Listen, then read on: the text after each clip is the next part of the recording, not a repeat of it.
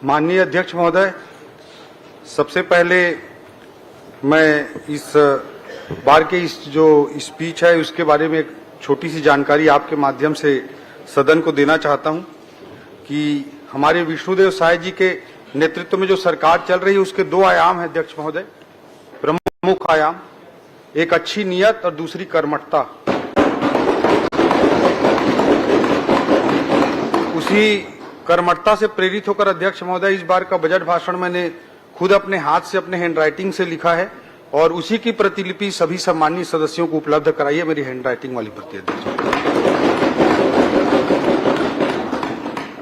माननीय अध्यक्ष महोदय, हमारे छत्तीसगढ़ के युवा प्रतिभा आशुतोष ने कहा है, कोई जो पूछे शौर्य का पर्याय तो तुम वीर नारायण गुंडाधुर की तलवार लिख देना। कोई जो पूछे शौर्य का पर्याय तो तुम वीर नारायण गुंडाधुर की तलवार लिख देना। कोई जो पूछे समानता का पर्याय तो तुम गुरु घासीदास महान लिख देना। कोई जो पूछे राम राम का पर्याय तो छत्तीसगढ़ी में जय जोहार लिख देना। और कोई जो पूछे चारों धाम का पर्याय तो तुम मेरे छत्तीसगढ़ का नाम लिख देना। अध्यक्ष महोदय, इसी छत्तीसगढ़ की भूमि में आधुनिक भारत के सांस्कृतिक अग्रदूत स्वामी विवेकानंद जी ने कलकत्ता के बाद अपना सर्वाधिक समय व्यतीत किया। इसी छत्तीसगढ़ की भूमि में रामगढ़ की पहाड़ियों में कालिदास जी ने प्रेम के प्रतीक मेघदूत की रचना की थी। इसी छत्तीसगढ़ की भूमि में मुकुटधर पांडे जी ने छायावाद की पहली कविता लिखी थी और माधवराव सप्रे जी ने हिंदी की पहली कविता। महान छत्तीसगढ़ की 3 करोड़ महान जनतंत्र की बुनियाद है भरोसा। विश्वास ही लोकतंत्र का शोक स्तंभ है। पिछली सरकार ने लोकतंत्र किसी के समक्ष उत्पन्न इसी भरोसे के संकट से पार पाकर पूर्ण होने पर जनादेश पर्व मनाकर जनता के सामने अपना रिपोर्ट कार्ड प्रस्तुत करने की हिम्मत, अपने अटूट विश्वास को जताया है। चाहे वह लोकसभा चुनाव का समय हो, उपचुनाव का अवसर हो, छत्तीसगढ़ की जनता ने जवाब दे दिया। अध्यक्ष, वहीं दूसरी ओर पूरे देश की जनता को भी मैं धन्यवाद देना चाहूंगा, जिन्होंने नरेंद्र मोदी जी के प्रभावशाली और सशक्त नेतृत्व को अपना अटूट विश्वास रूपी आशीर्वाद प्रदान किया है। श्री नरेंद्र मोदी जी ने भारतीय राजनीति में बहुप्रचलित एंटी इनकम्बेंसी की अवधारणा को पूरी तरह से धराशायी कर दिया और भारतीय राजनीति और दुनिया के लोकतांत्रिक देशों को एक नया शब्द दिया, वो शब्द है प्रो इनकम्बेंसी का। मोदी जी देश के मात्र दूसरे ऐसे प्रधानमंत्री हैं जो प्रधानमंत्री के रूप में लगातार 3 बार शपथ लिए हैं। 2001 के बाद लगातार 24 वर्षों तक या तो वे राज्य के प्रमुख अर्थात मुख्यमंत्री रहे हैं या राष्ट्र के प्रमुख अर्थात प्रधानमंत्री के पद पर लगातार समय हो गया। अध्यक्ष महोदय, इसके अलावा हाल ही में हरियाणा, महाराष्ट्र एवं दिल्ली की सफलताएं मोदी जी के प्रति भारत के विभिन्न क्षेत्रों की जनता द्वारा प्रकट किए गए अटूट विश्वास की कहानी को लगातार दोहरा रहे हैं।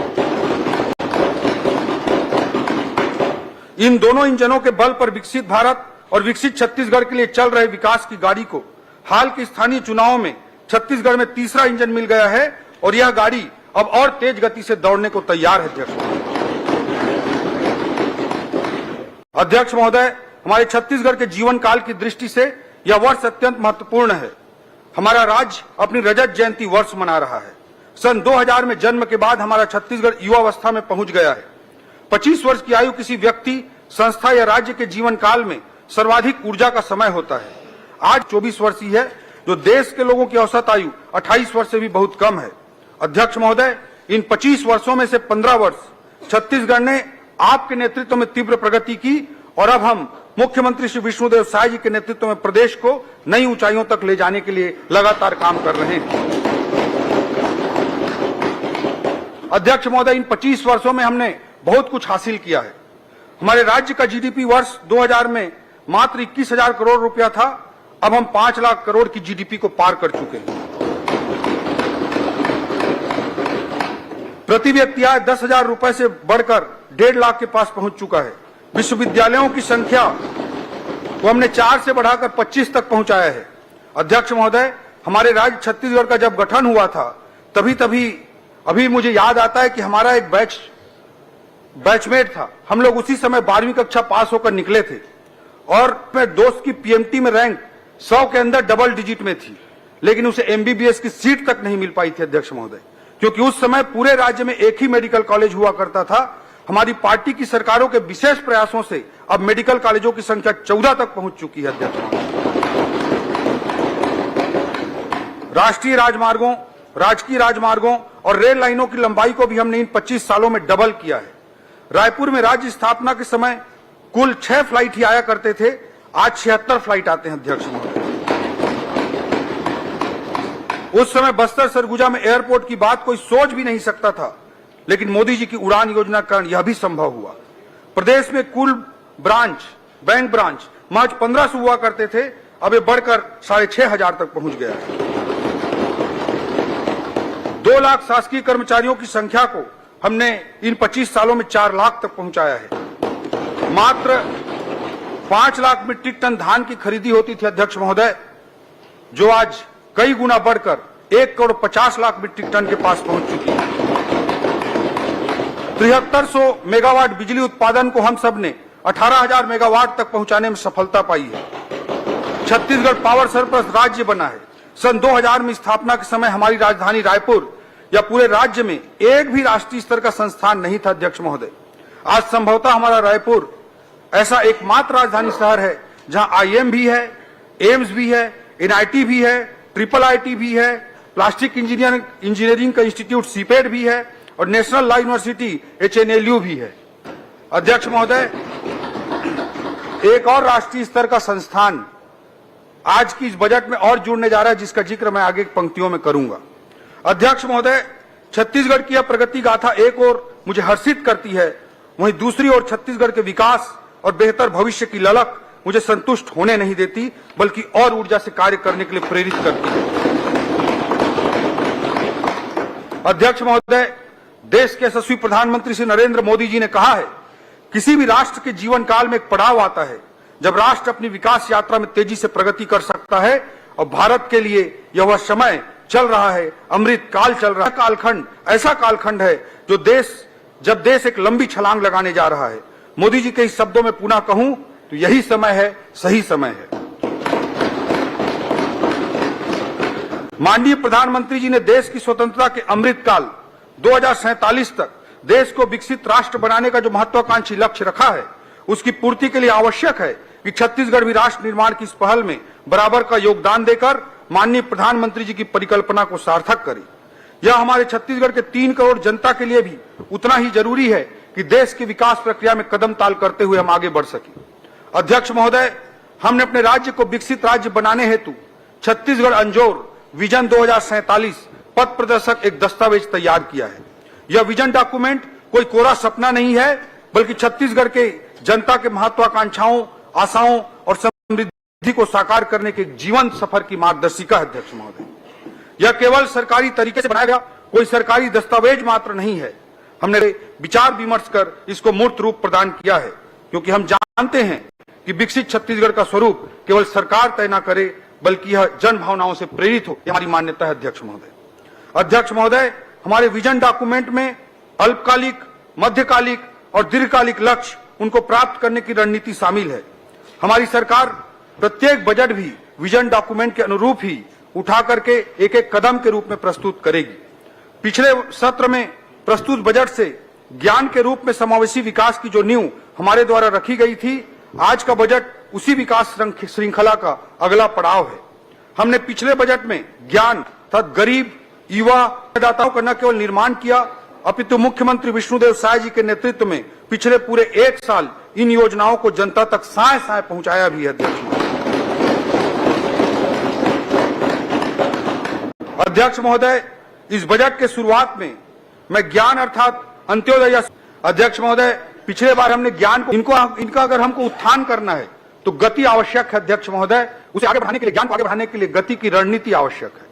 गति में जी का अर्थ है गुड गवर्नेंस, ए का अर्थ है एक्सिलरेटिंग इंफ्रास्ट्रक्चर, टी का अर्थ है टेक्नोलॉजी और आई का अर्थ है इंडस्ट्रियल ग्रोथ। अध्यक्ष महोदय,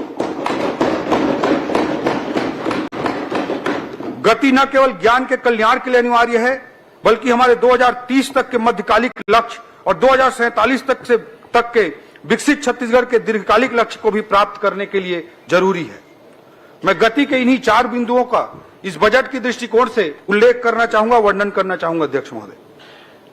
अध्यक्ष महोदय, सुशासन से तीव्र आर्थिक विकास को पिछले बजट में मैंने 10 आधारभूत रणनीतिक स्तंभों के रूप में रखा था।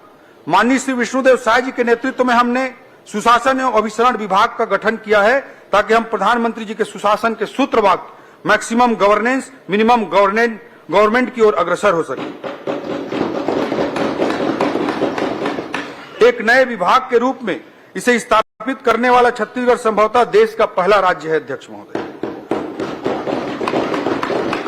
लाल फीताशाही को खत्म करने के लिए हम ई ऑफिस प्रणाली अपना रहे हैं ताकि ऑनलाइन तरीके से समय पर फाइलों का निपटारा हो, विलंब की जिम्मेदारी तय हो, भ्रष्टाचार की आशंका को भी कम किया जा सके। सरकारी सुविधाओं और योजनाओं की आसान और सुनिश्चित डिलीवरी के लिए हम डिजिटल गवर्नेंस का उपयोग कर रहे हैं। सरकार की योजनाओं के क्रियान्वयन पर सतत निगरानी रखने के लिए माननीय मुख्यमंत्री जी के द्वारा डैशबोर्ड अटल मॉनिटरिंग पोर्टल आरंभ किया गया है। आज के इस बजट में इस हेतु 10 करोड़ रुपए का प्रावधान किया गया है। सरकारी खरीदों में भ्रष्टाचार रोकने के लिए हमने जेम पोर्टल से खरीदी की प्रक्रिया को फिर से प्रारंभ किया है। माननीय मुख्यमंत्री जी के नेतृत्व में हमारी सरकार छत्तीसगढ़ में ease of doing business EODB को बढ़ावा देने के लिए दृढ़ संकल्पित है। हमारे द्वारा प्रथम चरण में 20 विभागों के कुल 216 सुधारों को लागू करने का लक्ष्य रखा गया है। इस पूरी मुहिम, जिसे ब्रैप कहते हैं अध्यक्ष महोदय, बिजनेस रिफॉर्म एक्शन प्लान का मूल उद्देश्य व्यवस्था में पारदर्शिता लाना तथा नियमों में सरलीकरण करके प्रक्रियाओं को आसान बनाना है। स्टाम्प और पंजीयन विभाग द्वारा सूचना प्रौद्योगिकी का बेहतर उपयोग करते हुए आम जनता को सुविधा प्रदान करने के लिए अनेक कदम उठाए जा रहे हैं। सुगम ऐप के माध्यम से फर्जी रजिस्ट्री को रोकने में मदद मिल रही है। अनेक प्रक्रियाओं को पेपरलेस और फेसलेस भी किया जा रहा है। पंजीयन के 20 मैदानी कार्यालयों को आदर्श उप पंजीयक कार्यालय बनाने के लिए इस बजट में 20 करोड़ का प्रावधान किया गया है। पासपोर्ट ऑफिस की तर्ज पर जमीन रजिस्ट्री हेतु भी लोगों के लिए आसान व्यवस्था स्थापित की जाएगी। हक त्याग एवं बंटवारा में लगने वाले लाखों रुपए के शुल्क के स्थान पर अब मात्र 500 रुपए का प्रावधान कर दिया गया है। इससे भविष्य में उत्पन्न होने वाले लाखों राजस्व विवादों को रोका जा सकेगा। सरकारी विभागों की कार्यकुशलता बढ़ाने, डेटा प्रबंधन को सशक्त बनाने और डिजिटल नवाचार को प्रोत्साहित करने के लिए राज्य के उच्च तकनीकी शिक्षण संस्थानों के साथ मिलकर सीएम सुशासन फेलोशिप आरंभ करने का भी इस बजट में प्रावधान किया गया है। इसके लिए इस बजट में 10 करोड़ रुपए का प्रावधान किया गया है। अध्यक्ष महोदय, यह संभवतः पूरे देश में इस तरह का पहला प्रयास है कि आईएम और IIIT के साथ मिलकर ऑन द जॉब ट्रेनिंग शामिल करते हुए दक्ष मानव संसाधन तैयार किए जाएंगे। इससे हमारे छत्तीसगढ़ के युवाओं को उच्च स्तरीय जॉब के अवसर प्राप्त हो सकेंगे। अध्यक्ष महोदय, मुख्यमंत्री हेल्पलाइन आधुनिक कॉल सेंटर की स्थापना के लिए बजट में 22 करोड़ रुपए का प्रावधान किया गया है। अध्यक्ष महोदय, पिछले एक वर्ष में एंटी करप्शन ब्यूरो द्वारा रिश्वत लेते शासकीय लोगों को 54 मामलों में रंगे हाथों पकड़कर अपराध दर्ज किया गया है। यह इस सरकार की भ्रष्टाचार के खिलाफ स्पष्ट और दृढ़ राजनीतिक इच्छा शक्ति को दर्शाता है। अध्यक्ष महोदय, हमारी सरकार की स्पष्ट सोच है कि किसी भी वस्तु या सेवा की आपूर्ति पश्चात यह सुनिश्चित हो कि क्रय की गई वस्तु या सेवा उच्च गुणवत्ता की हो तथा ठेकेदार, सप्लायर या सेवा प्रदाता को एक निश्चित समय सीमा में उनका भुगतान भी हो जाए। भुगतान के लिए उन्हें ऑफिसों के चक्कर न काटना पड़े। इससे सरकारी कामों में गुणवत्ता भी आएगी और भ्रष्टाचार भी कम होगा। अध्यक्ष महोदय, लोक सेवकों द्वारा उत्कृष्ट कार्य करने पर पीएम एक्सीलेंसी अवार्ड की तर्ज पर प्रदेश में भी एक अवार्ड स्थापित किया जा रहा है। इसके लिए इस बजट में 1 करोड़ रुपए का बजटीय प्रावधान किया गया है और पीएम एक्सीलेंसी अवार्ड की तरह राज्य में सीएम एक्सीलेंसी अवार्ड आने वाले समय में प्रदान किए जाएंगे। अध्यक्ष महोदय, भारत सरकार की एससीए अर्थात स्पेशल कैपिटल असिस्टेंस योजना अंतर्गत राज्य द्वारा किए जा रहे सुधारों, जो रिफॉर्म्स हैं, उनको हम केंद्र के अनुसार कर रहे हैं। जैसे भू अभिलेखों का डिजिटलीकरण, 15 वर्ष से अधिक पुराने शासकीय वाहनों की स्क्रैपिंग, औद्योगिक क्षेत्रों में भू उपयोग का उदारीकरण, पंजीयन प्रक्रिया का डिजिटाइजेशन, एसएनए स्पर्श व्यवस्था, ऐसे रिफॉर्म्स को हमने लागू किया है। और इन रिफॉर्म्स को लागू करने के एवज में भारत सरकार ने इस वर्ष इंसेंटिव के रूप में, पुरस्कार स्वरूप हमारी छत्तीसगढ़ सरकार को 6000 करोड़ रुपए से अधिक की राशि प्रदान की है। अध्यक्ष महोदय, अध्यक्ष महोदय, पिछली सरकार में डीएमएफ भ्रष्टाचार का पर्याय बन गया था। माननीय मुख्यमंत्री जी के नेतृत्व में हमने दंतेवाड़ा में मेडिकल कॉलेज का निर्माण 250 करोड़ रुपए से अधिक की लागत से डीएमएफ से करने का निर्णय लिया है। अध्यक्ष महोदय, डीएमएफ के सदुपयोग के ऐसे अनेकों उदाहरण हम आने वाले वर्षों में और स्थापित करेंगे। आज सुधारों का यह प्रारंभ है और यही सुधार हैं जिनके पायदान पर चढ़कर छत्तीसगढ़ अमृत काल के लक्ष्यों को प्राप्त करने के लिए तेजी से आगे बढ़ेगा। अध्यक्ष महोदय, गति के दूसरे बिंदु एक्सेलरेटिंग इंफ्रास्ट्रक्चर, अधोसंरचना को बढ़ावा देना, उस बिंदु पर मैं आना चाहता हूं। अध्यक्ष महोदय, अधिकाधिक पूंजीगत व्यय, मैक्सिमम कैपिटल एक्सपेंडिचर को भी मैंने अपने पिछले बजट में 10 में से एक आधार स्तंभ के रूप में उल्लेख किया था। पूर्व में मैंने आज हमारे राज्य के 25 वर्षों की उपलब्धियों का विस्तार से जिक्र किया है। छत्तीसगढ़ की उपलब्धियों का गौरवगान इस राज्य के निर्माता भारत रत्न श्रद्धेय अटल बिहारी वाजपेयी जी को स्मरण किए बिना अधूरा है। यह सुखद संयोग ही है कि इस वर्ष को हम अपने राज्य के रजत जयंती वर्ष के रूप में मना रहे हैं। वहीं यह वर्ष अटल जी का जन्म शताब्दी वर्ष भी है। पिछली सरकार के द्वारा पैदा किए गए भरोसे के संकट के खंडहर पर हमने फिर से नवनिर्माण का संकल्प लिया है। यह न केवल भरोसे के निर्माण का संकल्प है बल्कि छत्तीसगढ़ के निर्माण का भी संकल्प है। हमने इसलिए छत्तीसगढ़ में इस वर्ष को अटल निर्माण वर्ष के रूप में मनाने का निर्णय हमारे मुख्यमंत्री जी के नेतृत्व में लिया है। यह निर्माण इंफ्रा का निर्माण तो होगा ही, इस निर्माण का आशय सभी क्षेत्रों में नए अवसरों का भी नवनिर्माण है।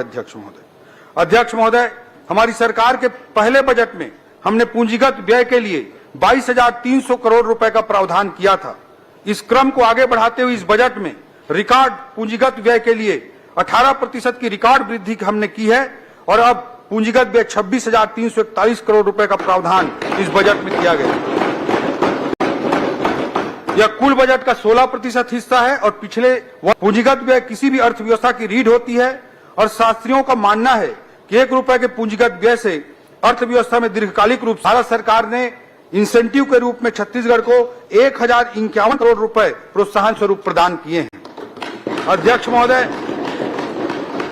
मैं बताना चाहूंगा कि विगत कई वर्षों से सब इंजीनियरों की भर्ती नहीं होने के कारण सभी निर्माण विभागों जैसे पीडब्ल्यूडी, पीएचई, जल संसाधन आदि में इंजीनियरों की भारी कमी है।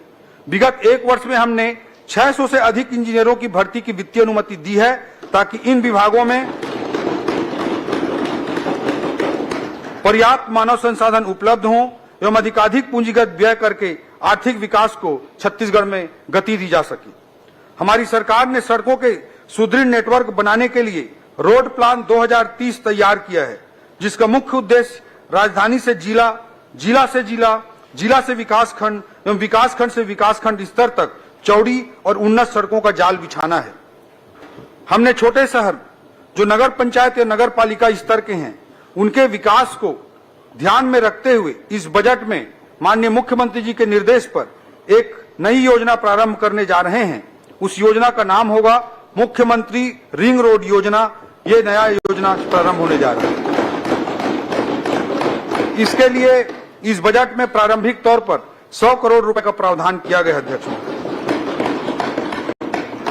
अध्यक्ष महोदय, राज्य के पीडब्ल्यूडी अर्थात लोक निर्माण विभाग के लिए इस बजट में लगभग 9,500 करोड़ रुपए का प्रावधान किया गया है, जो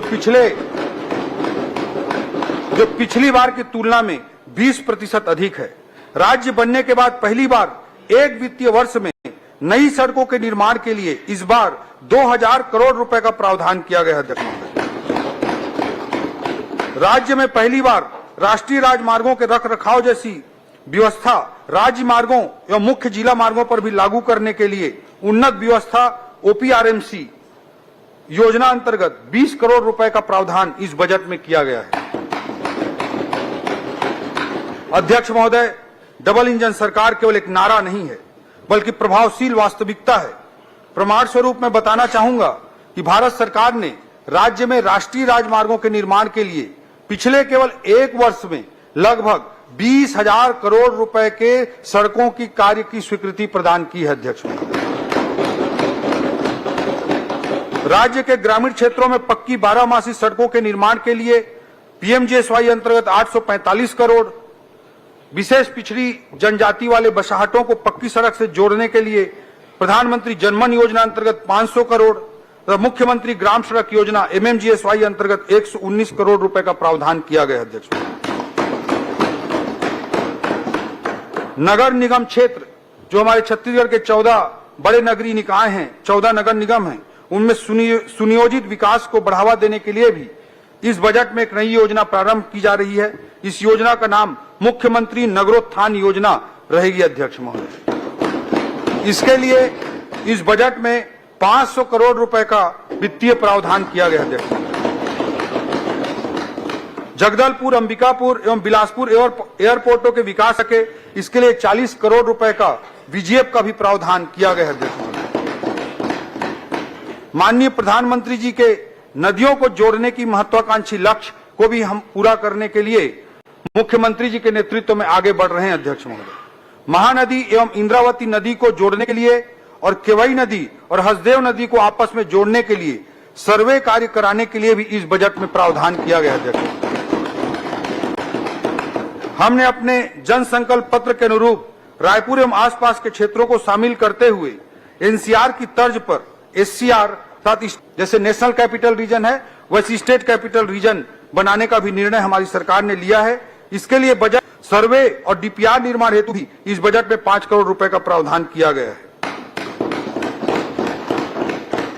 आज बड़े शहरों की जरूरत मेट्रो, मिनी मेट्रो के रूप में सामने आ रही है। अध्यक्ष महोदय, इस बात को ध्यान में रखते हुए, भविष्य की जरूरतों को ध्यान में रखते हुए रायपुर से दुर्ग तक मेट्रो रेल सुविधा के सर्वे का कार्य भी इस बजट में प्रावधानित है। 5 करोड़ रुपए का प्रावधान किया जाए।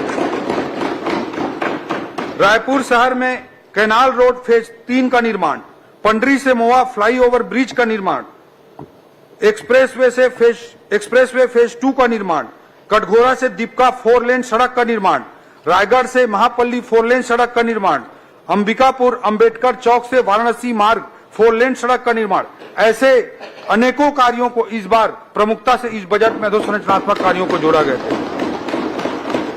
पेयजल व्यवस्था हेतु भी जल जीवन मिशन योजना अंतर्गत 4,500 करोड़ रुपए का बजटीय प्रावधान इस बार किया गया है।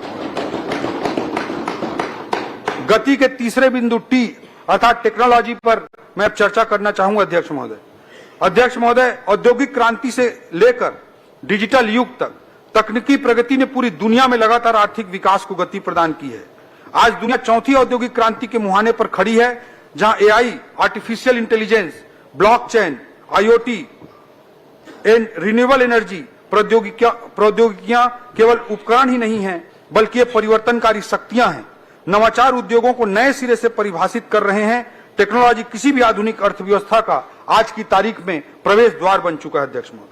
अध्यक्ष महोदय, मोबाइल कनेक्टिविटी तकनीकी क्रांति का सूत्रधार है, या फिर कहूं तो यह आज के आधुनिक युग का वाहक है। किंतु प्रदेश के ऐसे सुदूर अंचल हैं जहां आज भी दूरसंचार की क्रांति से ये अंचल वंचित हैं। इस कमी को दूर करने के लिए मुख्यमंत्री जी के निर्देश पर एक नई योजना का इस बजट में प्रावधान किया गया। अध्यक्ष महोदय, इस योजना का नाम होगा मुख्यमंत्री मोबाइल टावर योजना। इसका प्रथम चरण इस बजट में प्रावधान प्रथम चरण का किया गया है। इससे जो मोबाइल कनेक्टिविटी नहीं हो रही है, ऐसे गांवों को मोबाइल कनेक्टिविटी से जोड़ने का काम वीजीएफ के माध्यम से किया जाएगा। जिससे ऐसे क्षेत्रों में टेलीकॉम सेवा प्रदाताओं को मोबाइल टावर लगाने के लिए वीजीएफ के माध्यम से प्रोत्साहित करेंगे। इसके लिए इस बजट में प्रावधान किया गया। अध्यक्ष महोदय, स्टेट डेटा सेंटर की स्थापना के लिए 40 करोड़, स्वान के संचालन के लिए 18 करोड़, डिजिटल गवर्नेंस के लिए 9 करोड़ का भी प्रावधान किया गया है। आईटी के माध्यम से न्यायिक व्यवस्था को सुदृढ़ करने के लिए न्यायालयों के कंप्यूटरीकरण के लिए 37 करोड़ का प्रावधान किया गया है। डिजिटल क्रॉप सर्वे के लिए 40 करोड़ का प्रावधान किया गया है। ई धरती योजना के अंतर्गत भू अभिलेखों के डिजिटलीकरण के लिए 48 करोड़ रुपए का प्रावधान किया गया है।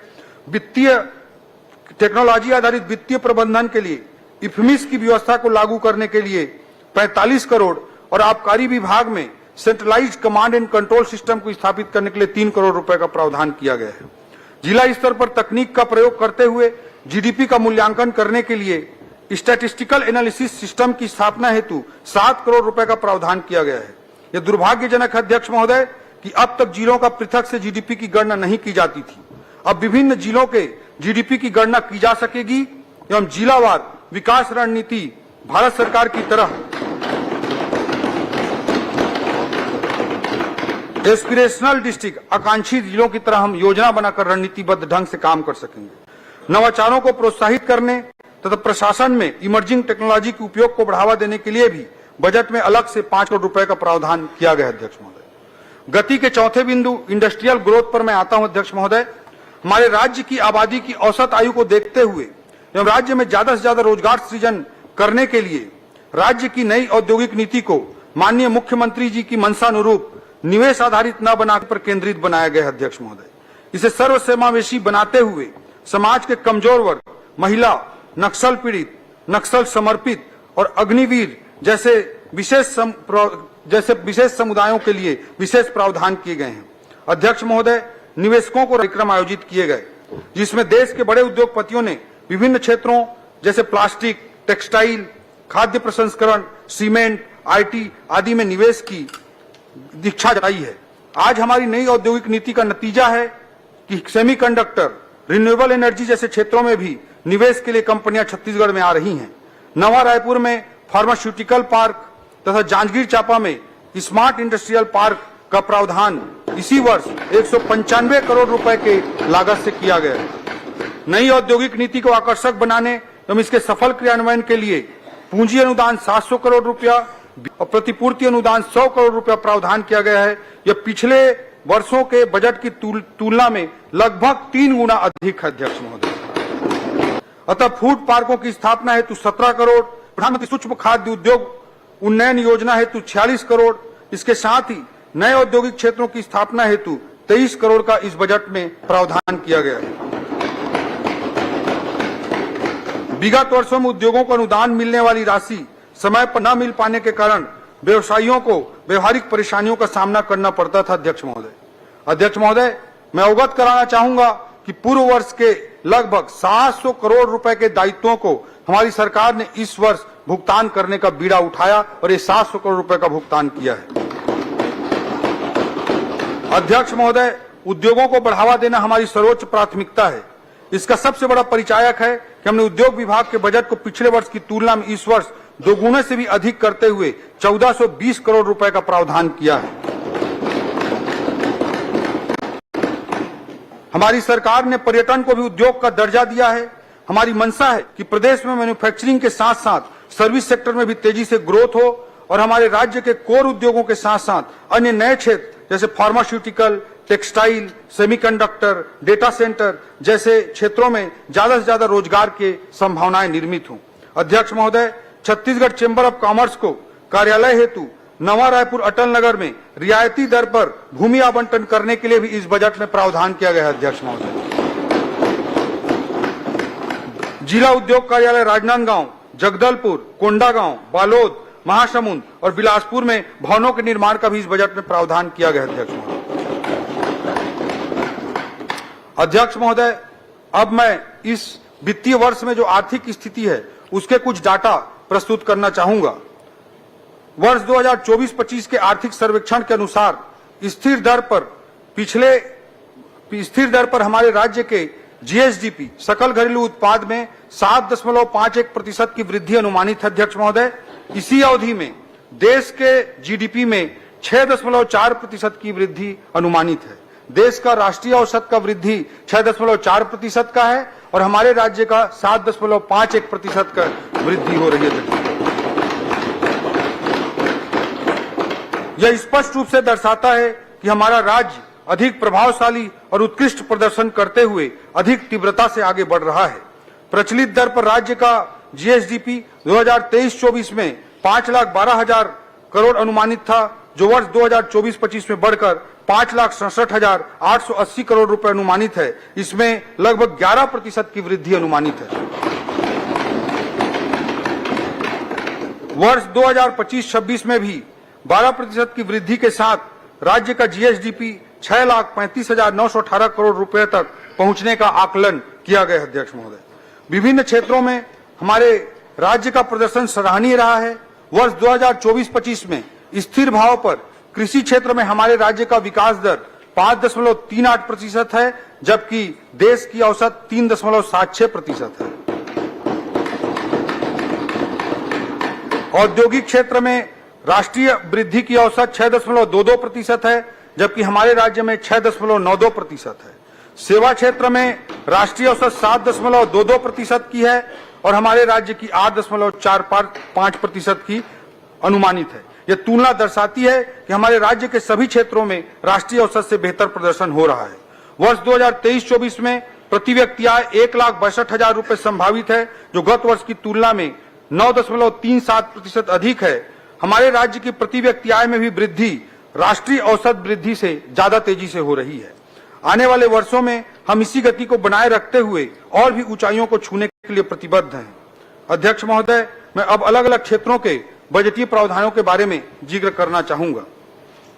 सबसे पहले मैं संस्कृति क्षेत्र के विषयों पर बात करना चाहूंगा। अध्यक्ष महोदय, श्रद्धेय अटल जी ने कहा है, मैं शंकर का वह क्रोधानल, कर सकता जगती छार छार, डमरू की वह प्रलय ध्वनि हूं जिसमें नचता भीषण संहार, रणचंडी की अतृप्त प्यास, मैं दुर्गा का उन्मत्त हास, मैं यम की प्रलयंकर पुकार, जलते मरघट का धुआंधार, फिर अंतरतम की ज्वाला से जगती में आग लगा दूं मैं, यदि धधक उठे जलथल अंबर, जड़ चेतन तो कैसा विस्मय, हिंदू तन मन हिंदू जीवन, रग रग हिंदू मेरा परिचय।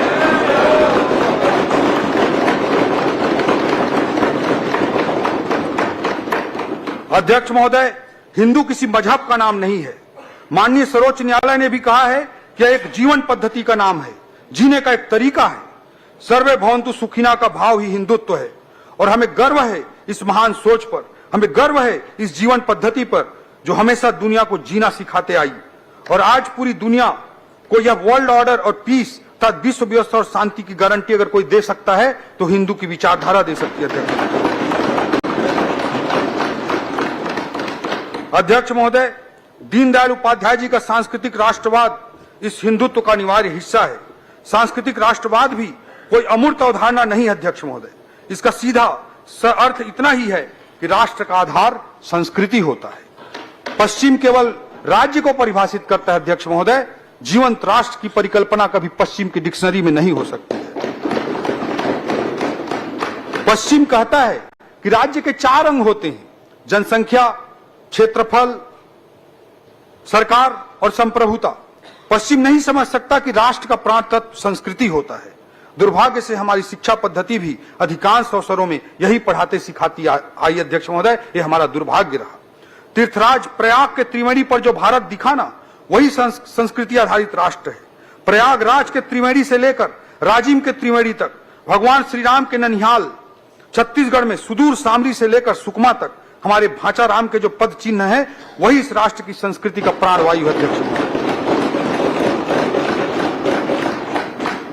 अध्यक्ष महोदय, हम राज्य में सांस्कृतिक पहचान और राष्ट्रीय जन जागरण के लिए लगातार प्रयासरत हैं। इन्हीं प्रयासों के तहत प्रयागराज में आयोजित महाकुंभ में हमने छत्तीसगढ़ पवेलियन की स्थापना की, जहां हमारे प्रदेश के श्रद्धालुओं के लिए रुकने खान पान की व्यवस्था की गई। राज्य के 1.25 लाख श्रद्धालुओं ने इस सुविधा का लाभ उठाया। अध्यक्ष महोदय, कुंभ मेला में इस बार माननीय राज्यपाल महोदय, माननीय मुख्यमंत्री जी के साथ साथ हमारे छत्तीसगढ़ के सभी सम्मानीय सांसद, मंत्री एवं विधायकगण ने आपके विशेष आमंत्रण को स्वीकार किया। अध्यक्ष महोदय, और पवित्र संगम के स्नान का सौभाग्य प्राप्त किया। अध्यक्ष महोदय, इसके लिए भी मैं आपको धन्यवाद देना चाहता हूं। पिछले साल अयोध्या में भव्य राम मंदिर की स्थापना के बाद से ही हम छत्तीसगढ़ के भांचा राम के भक्तों को रामलला के दर्शन कराने के लिए विशेष योजना चला रहे हैं, जिसके तहत अब तक 22,000 से अधिक श्रद्धालुओं को रामलला का दर्शन कराया जा चुका है। अगले वित्त वर्ष के लिए इस बजट में इस प्रयोजन के लिए 36 करोड़ रुपए का प्रावधान किया गया है। सभी धर्मों के आस्था के केंद्र बिंदु डोंगरगढ़ में 59 करोड़ की लागत से परिक्रमा पथ तथा मां बमलेश्वरी मंदिर के सामने वाई सेप का पुल 21 करोड़ रुपए की लागत से, इन दोनों कार्यों की स्वीकृति इस वित्तीय वर्ष में जारी की जा रही है। अध्यक्ष महोदय, हमारी सरकार चंपारण, सिरपुर जैसे अन्य धार्मिक स्थलों के विकास को भी सुनिश्चित करने के लिए संकल्पित है। अध्यक्ष महोदय, छत्तीसगढ़ के बगियाला मिलजुल के सजाबो जी, हमर माटी हमर तीरथ है, अब राजिम कुंभ घलो नहाबो जी।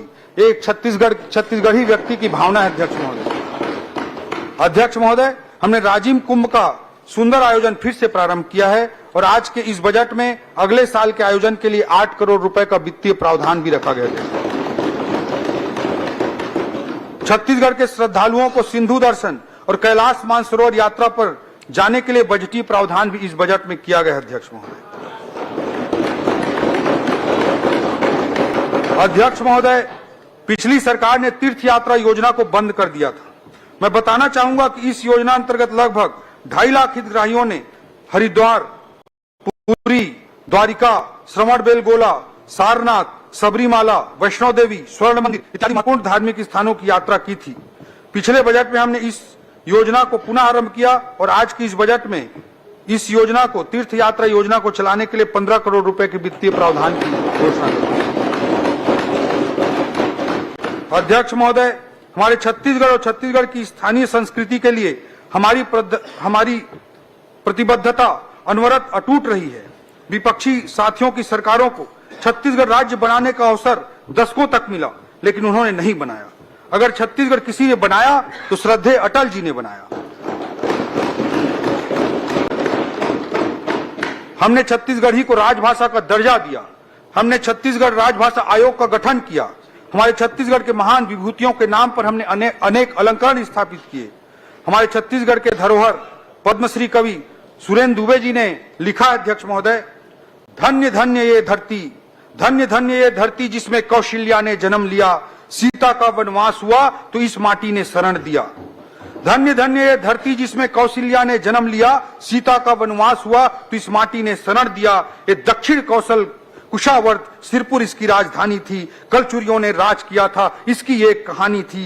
ये वाल्मीकि की तपोभूमि, ये वाल्मीकि की तपोभूमि तुरतुरिया गुण गाती है, दोनों हाथ उठाकर बोलो छत्तीसगढ़ की माटी है।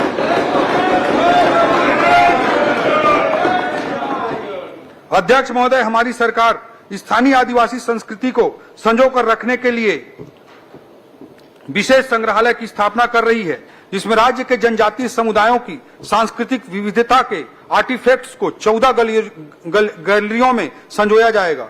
इसके साथ साथ शहीद बी नारायण सिंह आदिवासी स्वतंत्रता संग्राम सेनानी संग्रहालय के निर्माण को भी स्वीकृति प्रदान किया गया है। इसमें राज्य सरकार द्वारा 11 करोड़ रुपए की राशि लगाई जाएगी। हमारा प्रयास है यह दोनों संग्रहालय इस वर्ष प्रारंभ हो जाएं। इसके अलावा अनुसूचित जनजातियों के श्रद्धा एवं पूजा स्थलों के अखड़ा विकास के परिरक्षण एवं संवर्धन हेतु बजट में 2 करोड़ 50 लाख रुपए का प्रावधान किया गया है। जनजाति गौरव दिवस, कर्मा महोत्सव, इनका आयोजन किया जाएगा। इसके लिए बृहद बजटीय प्रावधान इस बजट में किए गए हैं। स्थानीय कलाकारों को प्रोत्साहन हेतु अनेक बजटीय प्रावधान है। पर्यटन विभाग द्वारा नवा रायपुर में फिल्म सिटी का निर्माण किया जा रहा है। इससे भी स्थानीय फिल्म और संस्कृति को बढ़ावा मिलेगा। छत्तीसगढ़ की इतिहास, पुरातत्व और संस्कृति से दुनिया को रूबरू कराने के लिए निर्माणाधीन विधानसभा में एक कला दीर्घ का भी विकास किया जा रहा है। इसके लिए मैं आपको विशेष रूप से धन्यवाद देता हूं।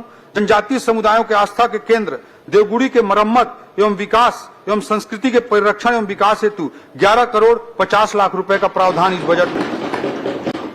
अध्यक्ष महोदय, इसके बाद मैं युवा एवं उनके रोजगार के बारे में इस बजट में चर्चा करना चाहूंगा।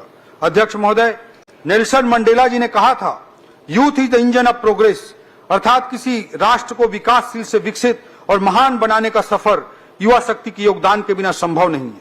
अभी हाल ही में जर्मन चांसलर ने अपनी भारत यात्रा के दौरान माननीय प्रधानमंत्री मोदी जी के समक्ष इस बात की घोषणा की थी कि जर्मनी में भारत के कुशल वर्क फोर्स के लिए वीजा जारी करने की सीमा 20,000 से बढ़ाकर लगभग 1 लाख कर दी जाएगी। विश्व पटल पर भारत की उभर। अध्यक्ष महोदय, विकसित औसत आयु 47 वर्ष, चीन की औसत आयु 40 वर्ष, अमेरिका की औसत आयु 39 वर्ष है। वहीं दूसरी ओर भारत की औसत आयु मात्र 28 वर्ष है। और अगर मैं छत्तीसगढ़ के औसत आयु की वर्ष से भी कम 24 वर्ष का हमारे राज्य के लिए सबसे अनुकूल समय है। अध्यक्ष महोदय, जैसा कि मैंने पूर्व में बताया कि हमने अपने औद्योगिक नीति को निवेश आधारित न बनाकर रोजगार सृजन पर आधारित बनाया है। सृजन के क्राइटेरिया पर यह छूट और सब्सिडी प्रदान की जाएगी, तो सही मायने में हमारे सरकार के राज्य की युवा शक्ति के प्रति आस्था का, हमारी सोच का प्रतीक है। युवाओं के प्रासंगिक कौशल विकास के लिए मुख्यमंत्री कौशल विकास योजना अंतर्गत 26 करोड़ रुपए का बजटीय प्रावधान इस बजट में किया गया है। अध्यक्ष महोदय, पिछले 25 सालों में रायपुर में निर्मित हुए राष्ट्रीय संस्थानों का मैंने जिक्र किया। एक नए राष्ट्रीय संस्थान की स्थापना की घोषणा इस बजट में और की जा रही है, जो रायपुर के और पूरे छत्तीसगढ़ के माथे पर एक और तिलक होगा। हमारा छत्तीसगढ़ कला कौशल जैसे बेल मेटल आर्ट, कोसा, टेराकोटा, बैम्बू आर्ट इत्यादि से परिपूर्ण है, किंतु आज आधुनिकता के दौर में इन्हें प्रासंगिक बनाना है। हमारे द्वारा नवा रायपुर में NIFT National Institute of Fashion Technology की स्थापना का निर्णय लिया गया है, जिससे इन कलाकृतियों को नया आधुनिक तरीके से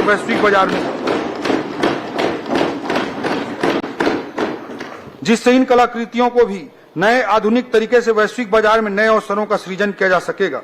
इससे हमारी युवाओं को उभरते अर्थव्यवस्था के अनुरूप गुणवत्तापूर्ण रोजगार के अवसर प्राप्त होंगे। निफ्ट के स्थापना के लिए इस बजट में 50 करोड़ रुपए का प्रावधान किया गया है। अध्यक्ष महोदय, राज्य, राष्ट्रीय और अंतर्राष्ट्रीय स्तर पर अर्थव्यवस्था में नित्य नए अवसर सृजित हो रहे हैं और नर्सिंग एक ऐसा ही क्षेत्र है। कोई युवा बहन अगर नर्सिंग का कोर्स कर लेती है तो उसे आसानी से रोजगार मिल सकता है। रोजगार की असीम संभावनाएं हैं। देश की आजादी के बाद से लेकर आज तक हमारे छत्तीसगढ़ में आज तक कुल 8 शासकीय नर्सिंग कॉलेज स्थापित हुए थे। नर्सिंग क्षेत्र की संभावनाओं को ध्यान में रखते हुए हमारे मुख्यमंत्री जी के निर्देश पर इस बार इसी बजट में 12 अतिरिक्त नर्सिंग कॉलेज की स्थापना का निर्णय लिया गया है। अब नर्सिंग कॉलेजों की संख्या हमारे छत्तीसगढ़ में 8 हो जाएगी। अध्यक्ष महोदय, ये 12 नर्सिंग कॉलेज जो स्थापित हो रहे हैं उनमें बलरामपुर में स्थापित हो रहा है, दंतेवाड़ा में स्थापित हो रहा है, जांजगीर चांपा जिले में स्थापित होगा, बीजापुर, कुरुद, जसपुर, नवा रायपुर, बैकुंठपुर, पुसौर का बजटीय प्रावधान किया गया है। ऐसा ही क्षेत्र फिजियोथेरेपी का क्षेत्र भी नया क्षेत्र के रूप में उभर रहा है। अध्यक्ष महोदय, छत्तीसगढ़ राज्य की स्थापना या हम कहें आजादी के बाद से आज तक छत्तीसगढ़ में सरकारी केवल एक फिजियोथेरेपी कॉलेज स्थापित है। इस बजट में एक साथ 6 नए फिजियोथेरेपी कॉलेज की स्थापना का निर्णय आदरणीय मुख्यमंत्री जी के निर्देश पर हमने लिया है। ये 6 फिजियोथेरेपी कॉलेज स्थापित किए जाएंगे बिलासपुर में, दुर्ग में, जगदलपुर में, जसपुर में, रायगढ़ में और मनेन्द्रगढ़ में। अध्यक्ष महोदय, इस योजना के क्रियान्वयन के लिए 6 करोड़ रुपए का बजटीय प्रावधान किया गया। अध्यक्ष महोदय, प्रदेश के औद्योगिक प्रशिक्षण संस्थान ITI रोजगार उन्मुखी प्रशिक्षण प्रदान करने के लिए इन संस्थानों के अपग्रेडेशन की आवश्यकता है। इसके लिए इस बजट में ITI और पॉलिटेक्निक कॉलेजों को वर्तमान जरूरतों के अनुरूप बनाने के लिए 100 करोड़ रुपए का प्रावधान किया गया है। कुस्तुरा तहसील दुलदुला जिला जसपुर में नई ITI के लिए बजटीय प्रावधान किया गया है। आज अर्थव्यवस्था में सर्विस सेक्टर में रोजगार के बहुत ज्यादा अवसर विद्यमान हैं और पर्यटन क्षेत्र ऐसा ही एक क्षेत्र है। बस्तर जिले के कांगेर घाटी नेशनल पार्क में स्थित धुड़माराज गांव को यूनाइटेड नेशंस के वर्ल्ड टूरिज्म ऑर्गेनाइजेशन के द्वारा बेस्ट टूरिज्म विलेज के रूप में चयनित किया गया है। जसपुर के मधेश्वर पहाड़ को golden book of world record द्वारा विश्व का सबसे बड़ा प्राकृतिक शिवलिंग माना गया है। इन उपलब्धियों से प्रेरित होकर एवं रोजगार की असीम संभावनाओं को देखते हुए मुख्यमंत्री जी के निर्देश पर इस बजट में होम स्टे पॉलिसी के लिए भी बजटीय प्रावधान किया गया है, जिसका विशेष फोकस बस्तर और सरगुजा क्षेत्र होगा। इसके लिए बजट में 5 करोड़ रुपए का प्रावधान फोकस बस्तर और सरगुजा क्षेत्र होगा। अध्यक्ष महोदय, SSIP student startup innovation policy के तहत छत्तीसगढ़ की करोड़ रुपए का बजटीय प्रावधान किया गया है। ये सारे प्रयास इसी उद्देश्य के साथ किए जा रहे हैं कि हम अपनी युवाओं को शासकीय नौकरी के साथ साथ उभरती हुई अर्थव्यवस्था में निर्मित हो रहे रोजगार के नए विकल्पों के लिए तैयार कर सकें। ये हमारी रणनीति है। अध्यक्ष महोदय, हमारे आदरणीय मुख्यमंत्री जी के मार्गदर्शन में 20 विभागों में पिछले वर्ष में 10,000 से अधिक भर्तियों की स्वीकृति वर्तमान वित्तीय वर्ष में दी गई है।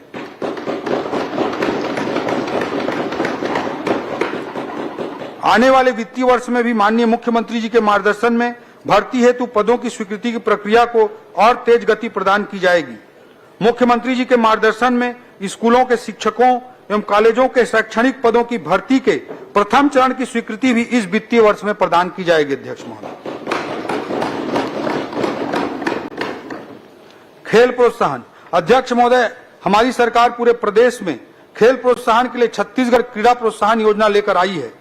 अनेक प्रावधानों में से विशेष रूप से मैं उल्लेख करना चाहूंगा कि सरगुजा एवं दुर्ग संभाग में संभाग स्तरीय बहुउद्देशीय स्टेडियम निर्माण का प्रावधान 10 करोड़ रुपए का प्रावधान इस बजट में किया गया है।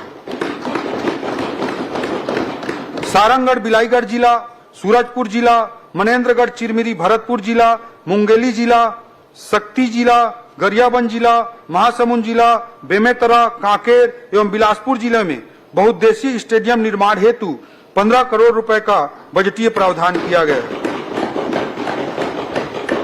कुरुद, धमतरी और बलौदा बाजार के सुहेला में इंडोर हॉल निर्माण का भी बजट में 5 करोड़ रुपए का प्रावधान किया गया है।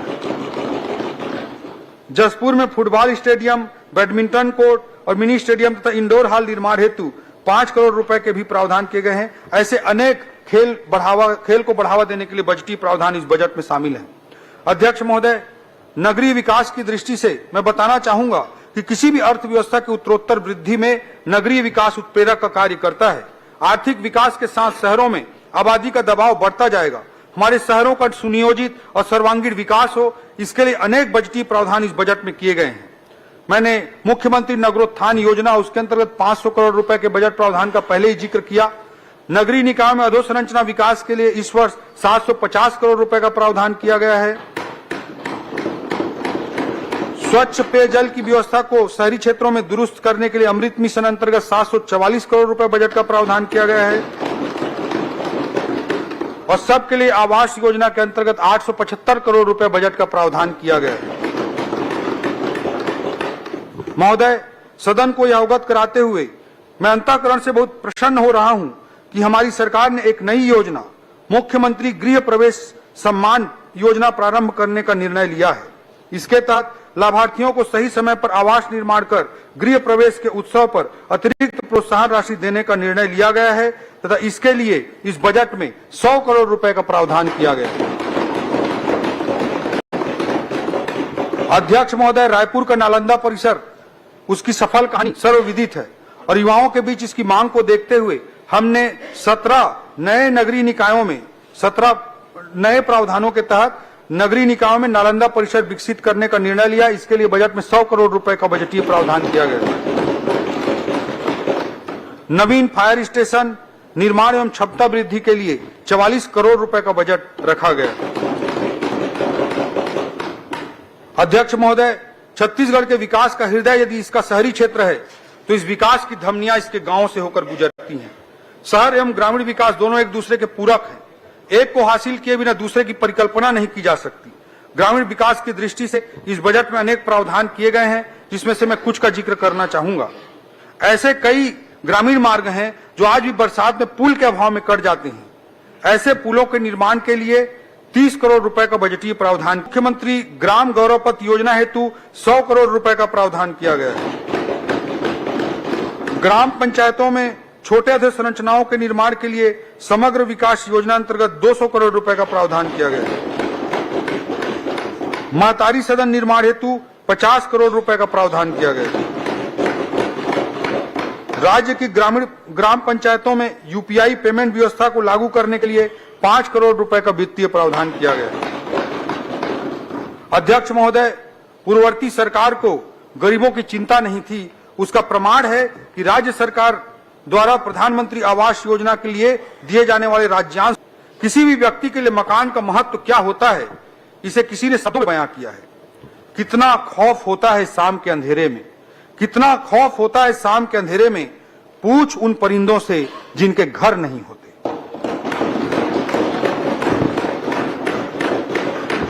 अध्यक्ष महोदय, हमने अपनी पहली कैबिनेट में मोदी की गारंटी के अंतर्गत महत्वपूर्ण बिंदु को पूरा करने के लिए 18 लाख प्रधानमंत्री आवास निर्माण को पूरा करने का संकल्प लिया है। इस वर्ष हमारे द्वारा प्रधानमंत्री आवास 500 करोड़ रुपए का वित्तीय प्रावधान किया गया है।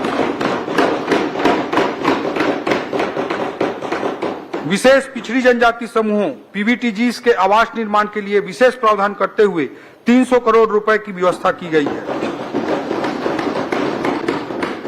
महोदय, यह बताते हुए मुझे हर्ष हो रहा है कि प्रधानमंत्री आवास के क्राइटेरिया में और सरलीकरण अब होने जा रहा है। जिसके पास 2 पहिया वाहन है, जिसके पास 2.5 एकड़ तक सिंचित जमीन है, 5 एकड़ तक असिंचित भूमि है, या जिनकी आय 15,000 रुपए प्रति माह है,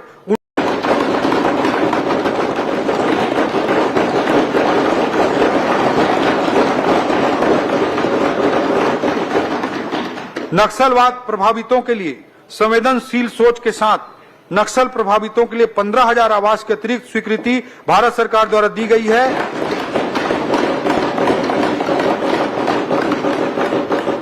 जो डबल इंजन सरकार का परिचायक है। प्रधानमंत्री श्री मोदी जी की प्रेरणा से राज्य में स्वच्छ भारत मिशन के गांवों में अत्यंत सराहनीय कार्य हुआ है। अतः इसी गति को बनाए रखने के लिए इस वर्ष हमने 200 करोड़ रुपए का बजटीय प्रावधान किया है। नवा रायपुर अटल नगर। अध्यक्ष महोदय, आजाद भारत में जब कभी भी शहरी विकास का इतिहास लिखा जाएगा तो इसमें मुझे तनिक भी संदेह नहीं है कि नवा रायपुर एक स्वर्णिम अध्याय के रूप में वर्णन किया जाएगा। नवा रायपुर छत्तीसगढ़ की अर्थव्यवस्था का ग्रोथ इंजन का पर्याय बनने जा रहा है और निश्चित तौर पर आने वाले समय में विकास के राष्ट्रीय मानचित्र पर छत्तीसगढ़ को नवा रायपुर मजबूती से स्थापित करेगा। आज नवा रायपुर में RBI, union bank, Indian overseas bank, PNB, bank of India, NTPC, इन सब के क्षेत्रीय कार्यालय स्थापित हो चुके हैं। बालको कैंसर अस्पताल, सत्यसाई अस्पताल जैसे अनेक संस्थान भी नए कीर्तिमान स्थापित करके लोगों की सेवा कर रहे हैं। आज नवा रायपुर में EMC, electronic manufacturing cluster, IT क्षेत्र में भी यह एक बड़ा केंद्र बनकर उभर रहा है। आज यहां पर सेमीकंडक्टर, डेटा सेंटर जैसे क्षेत्रों के से संबंधित उद्योग भी आ रहे हैं। वेडिंग डेस्टिनेशन के रूप में भी नवा रायपुर ने पहचान बनाई है, जिसके कारण होटल इंडस्ट्री के लिए भी यह एक आकर्षक केंद्र बनकर उभर रहा है। नवा रायपुर में राष्ट्रीय एवं अंतर्राष्ट्रीय स्तर की मेडिकल सुविधा प्रदान करने के लिए 100 एकड़ में मेडिसिटी विकसित करने की योजना बनाई गई है। इसके अलावा लगभग 100 एकड़ क्षेत्र का आयोजन भी हाल ही में संपन्न हो पाया। यहाँ पर देश का तीसरा सबसे बड़ा इंटरनेशनल क्रिकेट स्टेडियम हमारे द्वारा बनाया गया है। नवा रायपुर के बढ़ते विकास को देखते हुए integrated command and control centre ICCC के उन्नयन, संचालन एवं संधारण हेतु इस बजट में 40 करोड़ रुपए का प्रावधान किया गया है। विकसित भारत का आइकॉनिक डेस्टिनेशन निर्माण के लिए 20 करोड़ रुपए का इस बजट में प्रावधान किया गया है। नवा रायपुर में ई बस सेवाओं के लिए 10 करोड़, सीवरेज ट्रीटमेंट प्लांट के लिए 20 करोड़, साइंस सिटी की स्थापना के लिए 37 करोड़ और नई लाइब्रेरी बनाने के लिए 20 करोड़ रुपए का प्रावधान किया गया है। Plug and play office space विकसित किए जाने के लिए 156 करोड़ की लागत से कॉमर्शियल ऑफिस कॉम्प्लेक्स के निर्माण हेतु प्रावधान है। हमने सीबीडी तथा कॉमर्शियल टावर में 2000 आईटी रोजगार प्रदान करने के लिए टेली परफॉर्मेंस, स्क्वायर बिजनेस और सीएसएम जैसी कंपनियों के साथ एमओयू कर लिया है। इस वर्ष में ही 700 से अधिक लोगों को रोजगार ऑलरेडी मिल चुका है। नवा रायपुर में बसाने की दृष्टिकोण से, लोगों की सुविधा की दृष्टिकोण से एसडीएम कार्यालय और नवीन तहसील कार्यालय के लिए भी इस बजट में प्रावधान किया गया है। महिला एवं बाल विकास। अध्यक्ष महोदय, किसी भी समाज के समृद्ध होने की परिकल्पना तब तक नहीं की जा सकती है जब तक उस समाज में एक आदर्श संस्कृति का निर्माण न हो, और एक समृद्ध संस्कृति के निर्माण की बुनियाद उस समाज में नारी के सम्मान पर टिकी रहती है। हमारे आर्थिक विकास का आधार महिला सशक्तिकरण, नारी उत्थान तथा नारी का राज्य की जीडीपी में योगदान रहा है और रहेगा। पिछले वित्तीय वर्ष में मोदी की गारंटी अंतर्गत 1 मिनट चौधरी, वित्तीय वर्ष 2020-25, 2025-26 के विस्थापन की कार्यवाही पूर्ण होने तक सभा के भोजन अवकाश के समय में वृद्धि की जाती है। मैं समझता हूं सभा सहमत हो। पिछले वित्तीय वर्ष में मोदी की गारंटी के अंतर्गत महतारी वंदन योजना में 3000 करोड़ का प्रावधान रखा गया था तथा इस वर्ष 5500 करोड़ रुपए का बजटीय प्रावधान रखा गया है।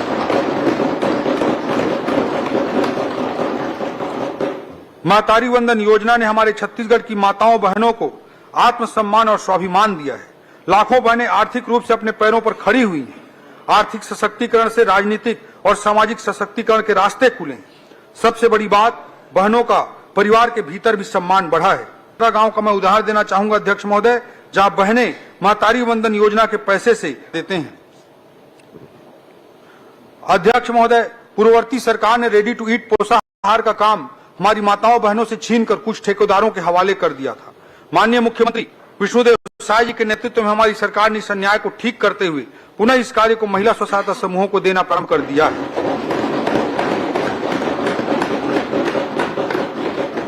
हमारे द्वारा प्रदेश में अभी तक 74,000 समूह सदस्यों को अलग अलग गतिविधियों से जोड़कर लखपति दीदी बनाया गया है।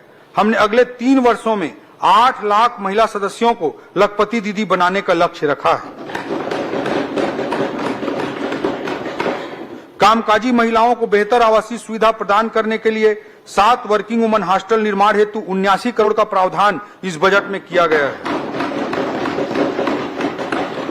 बेटी बचाओ बेटी पढ़ाओ के तहत 5 करोड़, वन स्टॉप सेंटर सखी के लिए 20 करोड़, शहरी क्षेत्रों में 150 और ग्रामीण क्षेत्रों में 1200 नए आंगनवाड़ी भवन निर्माण हेतु 42 करोड़,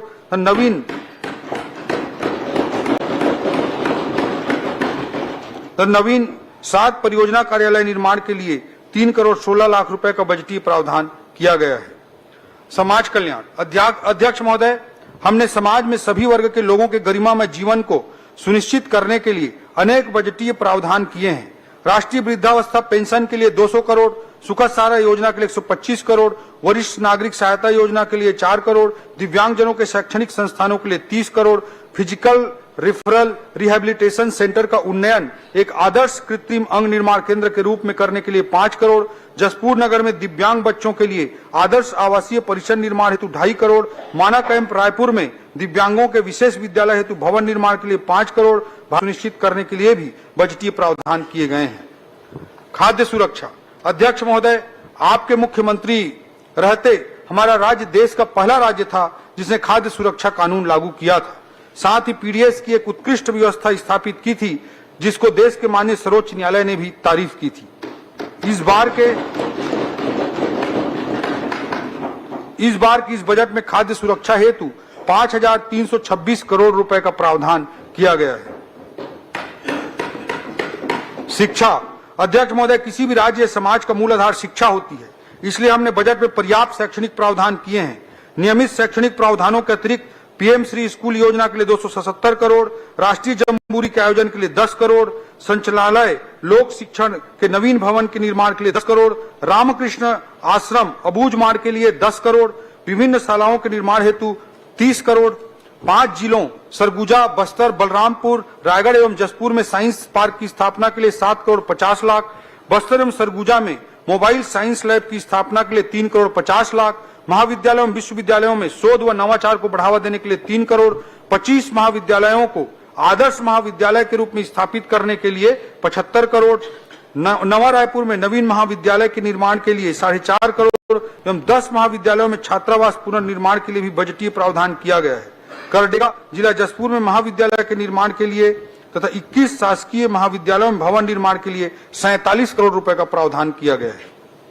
स्वास्थ्य अध्यक्ष महोदय, शहीद वीर नारायण सिंह आयुष्मान स्वास्थ्य योजना के तहत प्रदेश के 77,20,000 परिवारों को स्वास्थ्य सुरक्षा योजना प्रदान करने के लिए 1500 करोड़ रुपए का इस बजट में प्रावधान है। राष्ट्रीय स्वास्थ्य मिशन एनएचएम के लिए इस बजट में 1850 करोड़ रुपए का प्रावधान है। हमारे संकल्प पत्र के अनुसार विकास खंडों में सिकल सेल स्क्रीनिंग सेंटर की स्थापना हेतु प्रथम चरण में 50 विकास खंड हेतु बजटीय प्रावधान किया गया है। वरिष्ठ नागरिकों के स्वास्थ्य परीक्षण हेतु भी इस बजट में विशेष प्रावधान किए गए हैं। डॉक्टर भीमराव अंबेडकर चिकित्सालय रायपुर स्थित एडवांस कार्डियक इंस्टीट्यूट एसीआई के कार्डियोलॉजी विभाग का विस्तार किया जा रहा है। हमारे सरकार के विगत 1 वर्ष के प्रयास से यहाँ कार्डियक बाईपास भी प्रारंभ हो गया है।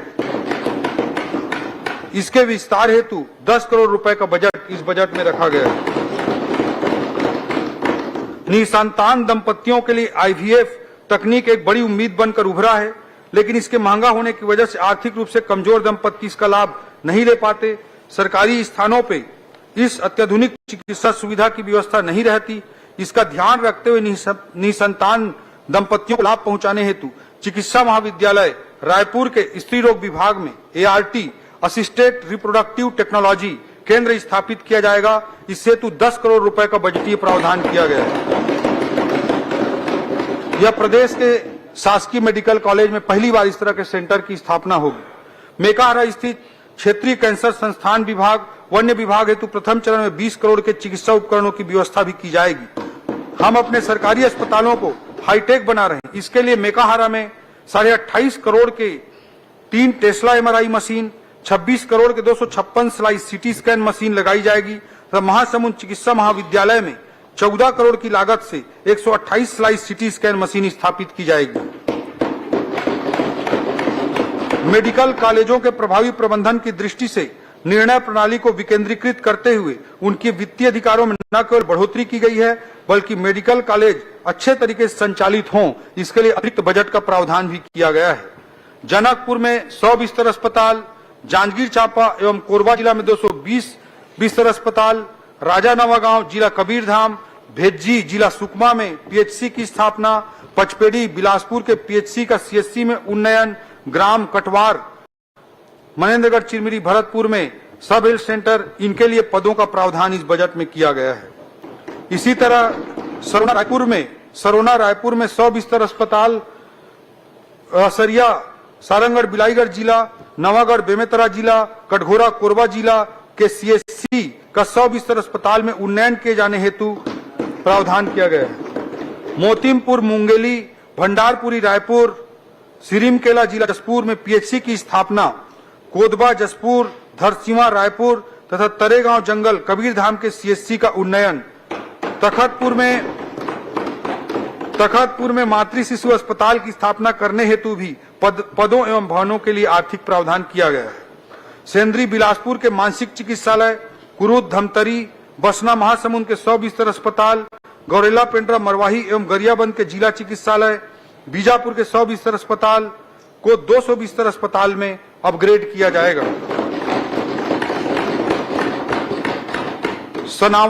सनावल बलरामपुर जिला, पिपरिया कबीरधाम जिला, गिरौदपुरी बलौदाबाजार जिला, जरहागांव मुंगेली जिला में CHC हेतु ग्राम कोदवा गोडान कबीरधाम इस सब हेल्थ सेंटर के भवनों का निर्माण किए जाने हेतु आवश्यक प्रावधान किया गया है।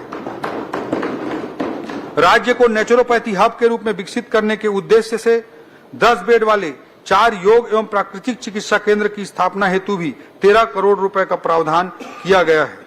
आयुर्वेद महाविद्यालय रायपुर के सुदृढ़ीकरण हेतु इस बजट में 4 करोड़ का प्रावधान है। इस बजट में विश्व स्तरीय मध्य भारत का सबसे बड़ा अत्याधुनिक इंटीग्रेटेड खाद्य एवं औषधि प्रयोगशाला लेबोरेटरी बनाने के लिए 45 करोड़ रुपए का प्रावधान किया गया है। कृषि एवं संबद्ध क्षेत्र, अध्यक्ष महोदय, खेती का मानव जीवन में इतना अधिक महत्व है कि हम खेती करने वालों को विकास की दौड़ में कैसे पीछे छूटने दे सकते हैं। हम किसान भाइयों की आय बढ़ाने एवं उनके उपज का सही मूल्य दिलाने के लिए प्रतिबद्ध हैं। इस खरीफ वर्ष में हमने प्रदेश के 25,49,000 किसानों से 1,49,00,000 टन से अधिक धान खरीदा है। यह अब तक के किसी भी वर्ष में की गई सबसे अधिक धान खरीदी है।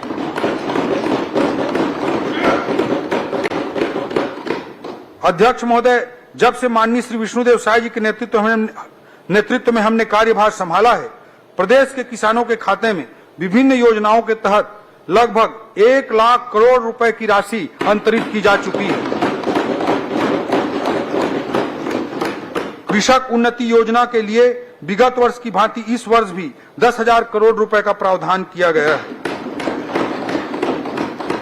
मोदी की गारंटी के तहत दीनदयाल उपाध्याय भूमिहीन कृषि मजदूर कल्याण योजना के माध्यम से 5,62,000 भूमिहीन मजदूरों को सालाना 10,000 रुपए की आर्थिक सहायता करते हुए इस वित्तीय वर्ष में 562 करोड़ का भुगतान किया जा चुका है।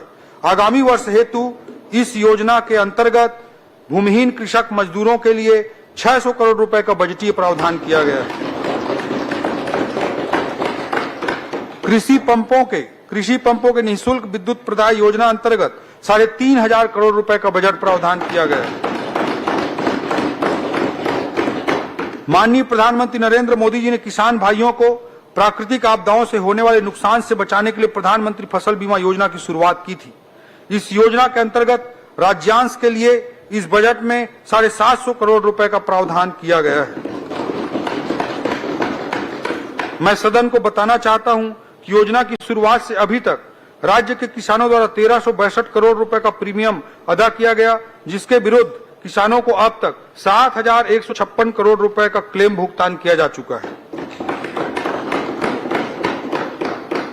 इस वर्ष से प्रदेश में उत्पादित होने वाले दलहन और तिलहन के फसलों को समर्थन मूल्य पर सरकार द्वारा खरीदे जाने का निर्णय लिया गया है। मुख्यमंत्री जी के निर्देश पर इसके लिए प्रधानमंत्री अन्नदाता आय संरक्षण अभियान के साथ क्लब करते हुए दलहन और तिलहन की फसलों के खरीदी के लिए बजट में 80 करोड़ रुपए का प्रावधान किया गया है। अनाज फसलों यथा धान, गेहूं, रागी, कोदो, कुटकी के साथ साथ दलहन तिलहन फसल के बीज उत्पादन एवं वितरण के लिए बजट में कृषक समग्र विकास योजना अंतर्गत 150 करोड़ रुपए का प्रावधान रखा गया है। हम आगामी वर्ष में राज्य में नैनो यूरिया और डीएपी को भी प्रोत्साहित करेंगे। ऑर्गेनिक खेती को बढ़ावा देने के लिए परंपरागत कृषि योजना के अंतर्गत 20 करोड़ रुपए का प्रावधान किया गया है। इसके साथ ही ऑर्गेनिक प्रमाणीकरण हेतु लगभग 24 करोड़ रुपए का प्रावधान किया गया है। एकीकृत वाटर शेड प्रबंधन कार्यक्रम अंतर्गत 200 करोड़, कृषि पंपों के ऊर्जीकरण के लिए 50 करोड़, गन्ना किसानों को बोनस प्रदान करने हेतु 60 करोड़ का प्रावधान किया गया है। अध्यक्ष महोदय, मुख्य कृषि के साथ साथ संबंधित गतिविधियां किसानों का आय बढ़ाने के लिए अत्यंत जरूरी हैं। बागवानी, हमने बागवानी क्षेत्र के विस्तार हेतु अनेक प्रावधान किए हैं। एकीकृत बागवानी मिशन के लिए 150 करोड़, आयल सीड्स एवं आयल पाम खाद्य तेल नेशनल मिशन अंतर्गत 30 करोड़, आयल पाम की खेती को बढ़ावा देने के लिए 25 करोड़, मसाला क्षेत्र विस्तार योजना अंतर्गत हल्दी एवं अदरक की खेती को बढ़ावा देने के लिए 5 करोड़ का बजटीय प्रावधान किया गया है।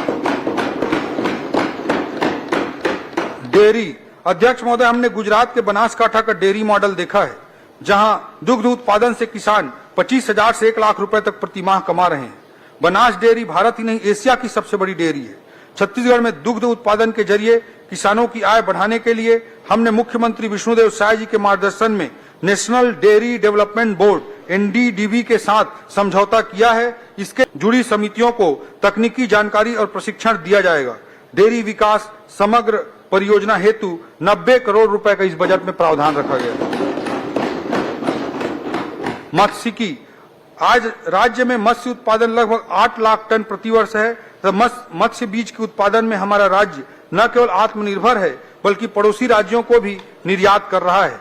3 नवीन हेचरी सह संवर्धन पोखर निर्माण 3 जिलों में किया जाएगा। ये जिला है मानपुर मोहला अंबागढ़, बलरामपुर रामानुजगंज, खैरागढ़ गंडई छुई खदान। इन 3 जिलों में हेचरी सह संवर्धन पोखर का निर्माण होगा। मत्स्य उत्पादन में विस्तार के लिए 12 करोड़ रुपए का प्रावधान किया गया है। इस बजट में बस्तर संभाग में 200 झींगा पालन इकाई स्थापित करने हेतु भी बजट प्रावधान किया गया है। मत्स्यिकी महाविद्यालय कवर्धा परिसर में विभिन्न निर्माण कार्यों हेतु 10 करोड़ रुपए का प्रावधान किया गया है। इस बार हमने वृद्धि की है। 1 लाख मत्स्य एवं पशुपालकों को केसीसी उपलब्ध कराने का लक्ष्य रखा गया है। इसके अलावा कृषि विभाग के बजट में विभिन्न कार्यालय भवनों के लिए भी बजटीय प्रावधान किए गए हैं, जैसे संयुक्त संचालक कृषि बिलासपुर का, उप संचालक कृषि भवन मुंगेली, दुर्ग, बेमेतरा, बलौदा बाजार, जसपुर, कोरबा और सूरजपुर का, एसडीओ कार्यालय कृषि मुंगेली, बलौदा बाजार, पत्थलगांव, कोरबा, कटघोरा, शक्ति का, सहायक भूमि संरक्षण अधिकारी कार्यालय बलौदा बाजार, दुर्ग, कटघोरा का, मिट्टी परीक्षण प्रयोगशाला जगदलपुर, कोरबा का, वरिष्ठ कृषि विस्तार अधिकारी कार्यालय सरगुजा, उसूर, जसपुर, कुनकुरी, फरसाबहार, बगीचा, सहायक संचालन उद्यान कार्यालय गौरेला, पेंड्रा, मरवाही और सूरजपुर जिले का। इस तरह के अनेक प्रावधान किए गए हैं। भवानी साव, रामलाल साव कृषि अभियांत्रिकी एवं प्रौद्योगिकी महाविद्यालय मुंगेली के परिसर में नवीन शासकीय कृषि महाविद्यालय मुंगेली की स्थापना की जाएगी। इस हेतु 5 करोड़ रुपए का बजटीय प्रावधान किया गया है।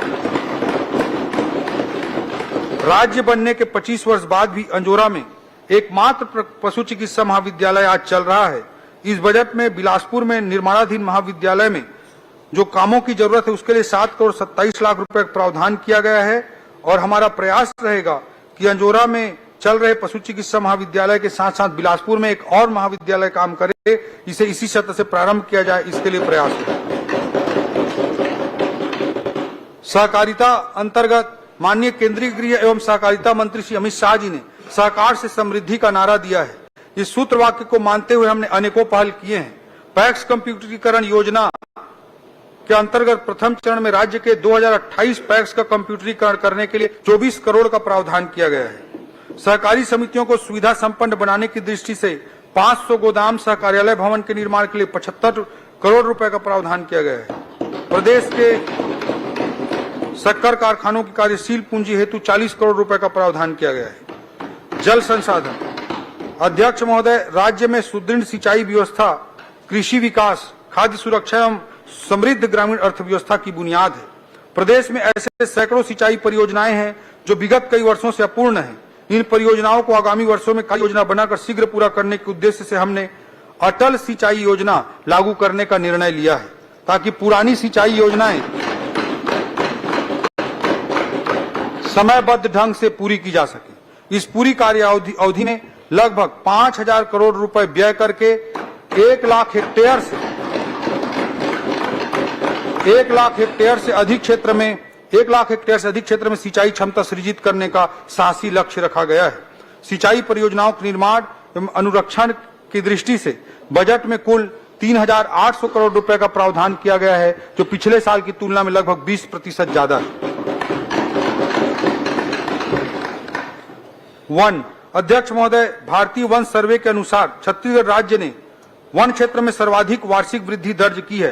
हमारे राज्य के वन क्षेत्र न केवल पर्यावरण संतुलन की दृष्टि से महत्वपूर्ण है, बल्कि राज्य के आर्थिक और सामाजिक विकास के ताना बाना के धागा भी है। पिछली सरकार ने तेंदुपत्ता संग्रहण करने वाले आदिवासी भाई बहनों के प्रति असंवेदनशीलता का परिचय देते हुए चरण पादुका योजना बंद कर दी थी। हमारी जनहितैषी सरकार ने इस निर्णय को पलटते हुए चरण पादुका योजना को पुनः चालू किया। इसके लिए बजट में 50 करोड़ रुपए का प्रावधान रखा गया। हमारी सरकार ने सत्ता में आते ही हरा सोना के नाम से प्रसिद्ध तेंदुपत्ता 5500 रुपए प्रति मानक बोरा कर दिया। इसके लिए जो कमी होती है उसे पूरा करने के लिए 204 करोड़ रुपए का बजटीय प्रावधान इस बजट में किया गया है।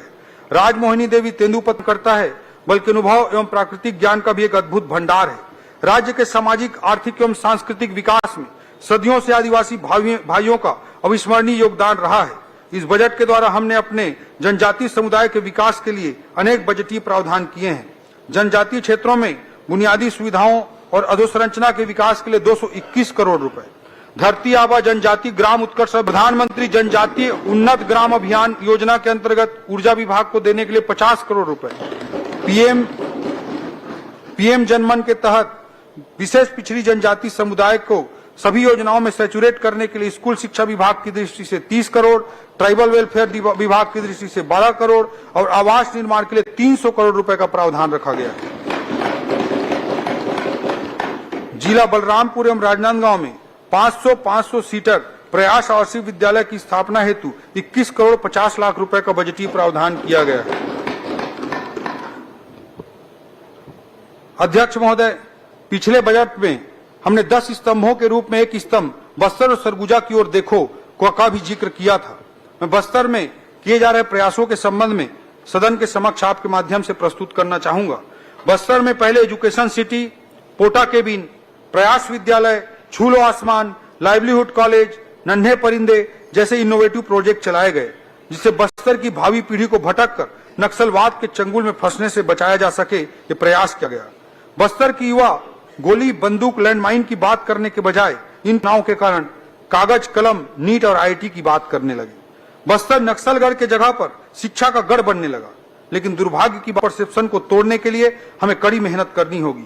भारत के सम्मानीय गृह मंत्री श्री अमित शाह जी के कुशल नेतृत्व में मार्च 2026 तक देश को नक्सलवाद से मुक्ति दिलाने का लक्ष्य रखा गया है।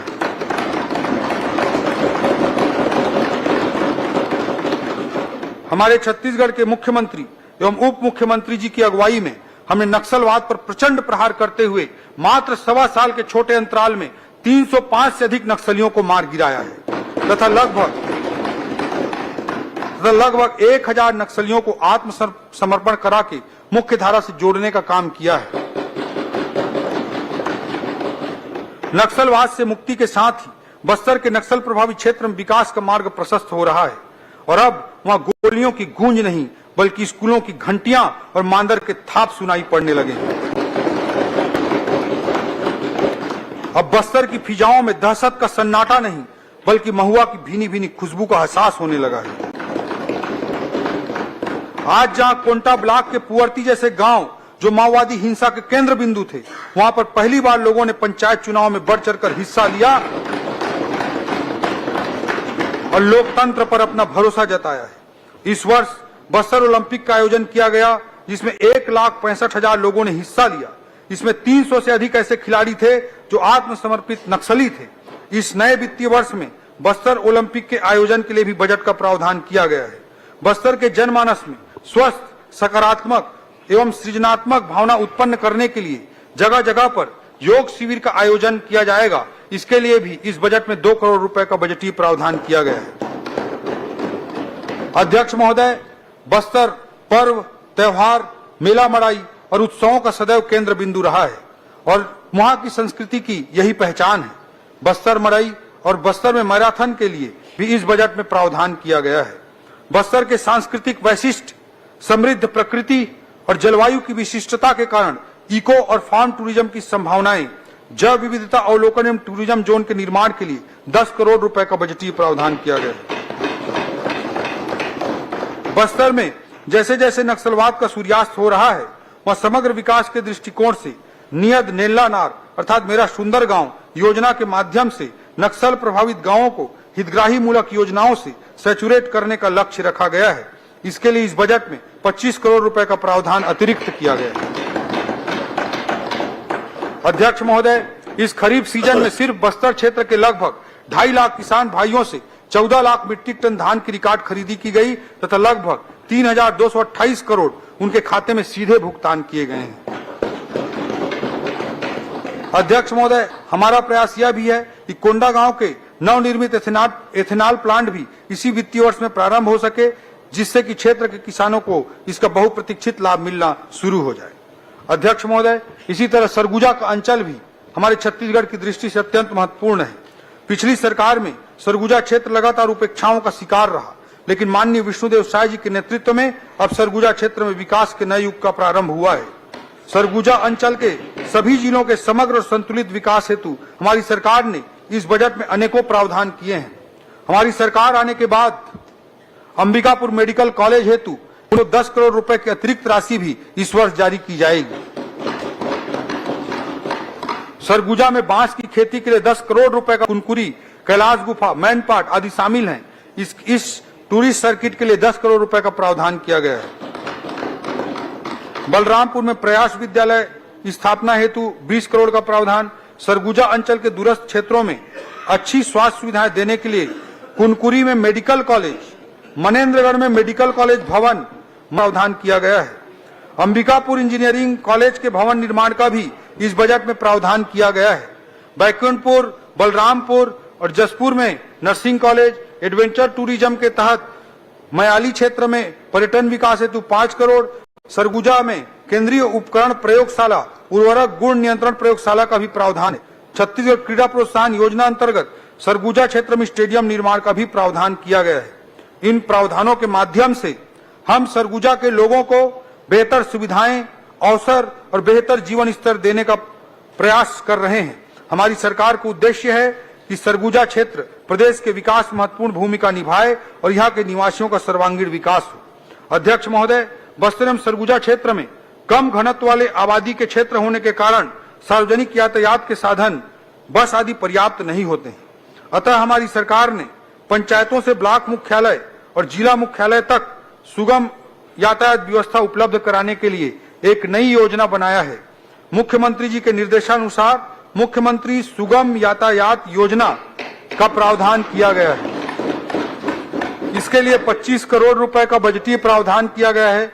इसे ग्रामीण क्षेत्रों में निवासरत विद्यार्थी, शिक्षक, किसान, मजदूर, व्यवसायी जिन्हें अपने व्यवसायिक आवश्यकताओं, उत्पादों की बिक्री, उन्नत इलाज, पठन पाठन, तहसील कार्यालय, एसडीएम कार्यालय में काम करने के लिए जो जाना पड़ता है, उस आवागमन में उनको सीधी सुविधा होगी और इसका सीधा सीधा गरीब लोगों को लाभ मिलेगा। इसके अतिरिक्त बस्तर एवं सरगुजा प्राधिकरण के लिए भी 50-50 करोड़ रुपए का बजटीय प्रावधान किया गया है।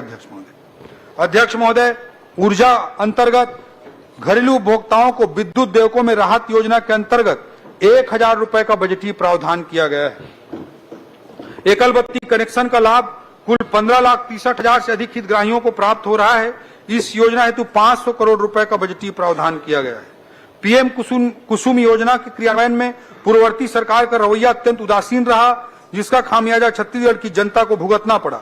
किंतु अब माननीय विष्णुदेव साय जी की सरकार ने इस योजना के क्रियान्वयन का निर्णय करते हुए 362 करोड़ रुपए का प्रावधान किया है। हाफ बिजली बिल से मुफ्त बिजली योजना हेतु भारत सरकार की पीएम सूर्य घर योजना अंतर्गत अतिरिक्त लाभ हितग्राहियों को देने के लिए बजट में 200 करोड़ रुपए का प्रावधान किया गया है। पीएम सूर्य घर मॉडल सोलर विलेज योजना के तहत प्रत्येक जिले में एक मॉडल सोलर विलेज बनाने हेतु 35 करोड़ रुपए का प्रावधान किया गया है। मुख्यमंत्री शहरी विद्युतीकरण हेतु 25 करोड़ रुपए का प्रावधान किया गया है। अध्यक्ष महोदय, राजस्व विभाग की दृष्टि से मैं कहना चाहूंगा कि राजस्व विभाग सीधे जनता से सरोकार रखता है एवं हमारी सरकार एक सुगम, सरल और पारदर्शी राजस्व प्रशासन स्थापित करने के लिए प्रतिबद्ध है। राजस्व न्यायालय की कार्रवाई की ऑनलाइन स्ट्रीमिंग के लिए 5 करोड़ रुपए का प्रावधान इस बजट में किया गया है। राजस्व अभिलेखों को कंप्यूटरीकरण कर पब्लिक डोमेन में उपलब्ध कराने के लिए 15 करोड़ रुपए का प्रावधान है। यह भी निर्णय लिया गया है कि हमारे मैदानी स्तर पर पटवारी लोगों को सुगमता से अपनी सेवाएं दे सकें, इसके लिए उन्हें संसाधन भत्ता दिया जाएगा। इसके लिए भी समुचित बजट प्रावधान इस बजट में किए गए हैं। अध्यक्ष महोदय, माननीय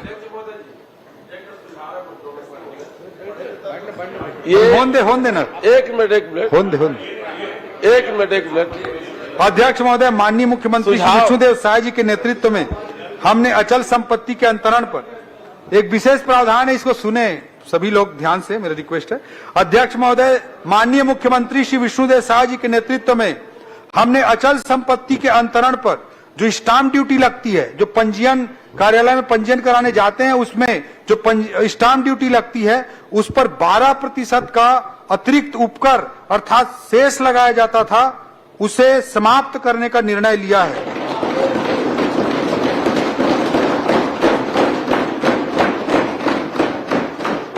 कानून व्यवस्था अंतर्गत अध्यक्ष महोदय, हमारे राज्य में कानून व्यवस्था चुस्त दुरुस्त करने, रिस्पॉन्सिबल एवं रिस्पॉन्सिव पुलिसिंग के लिए बजट में विशेष प्रावधान किए गए हैं। आज आधुनिक युग में जिस तरह से समाज का आधुनिकीकरण हो रहा है, उसी तरह अपराध के भी नए नए रूप देखने को मिल रहे हैं, जैसे कि साइबर क्राइम, साइबर अरेस्ट आदि।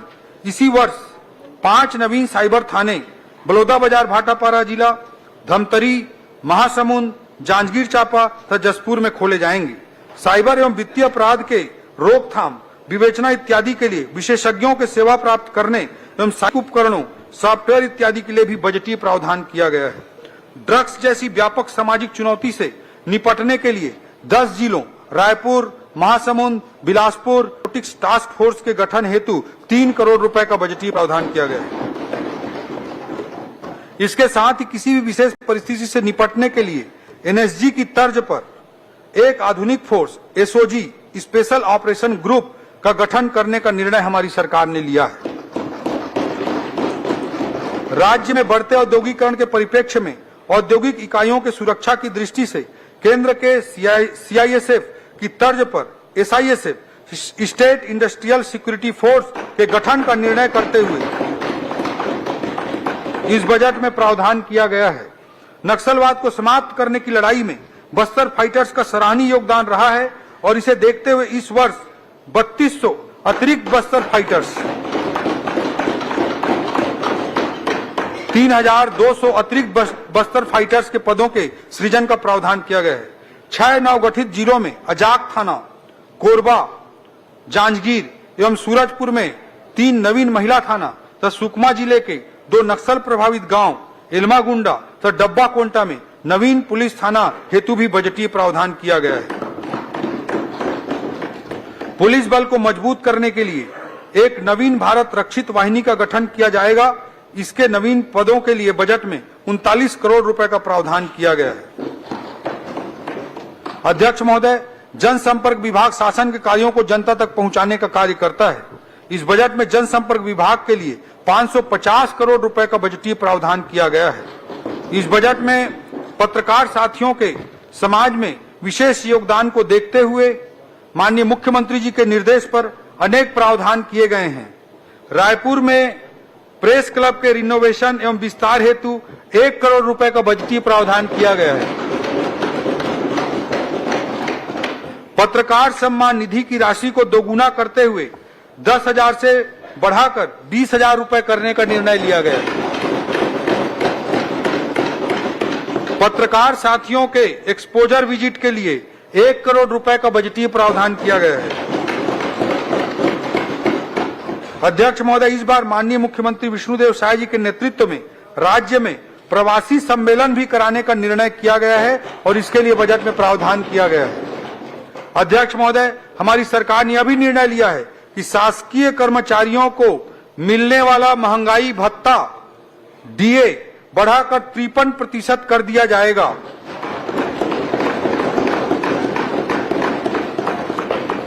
और मार्च माह का वेतन जो अप्रैल में देय होगा बढ़े हुए महंगाई भत्ते के साथ दिया जाएगा।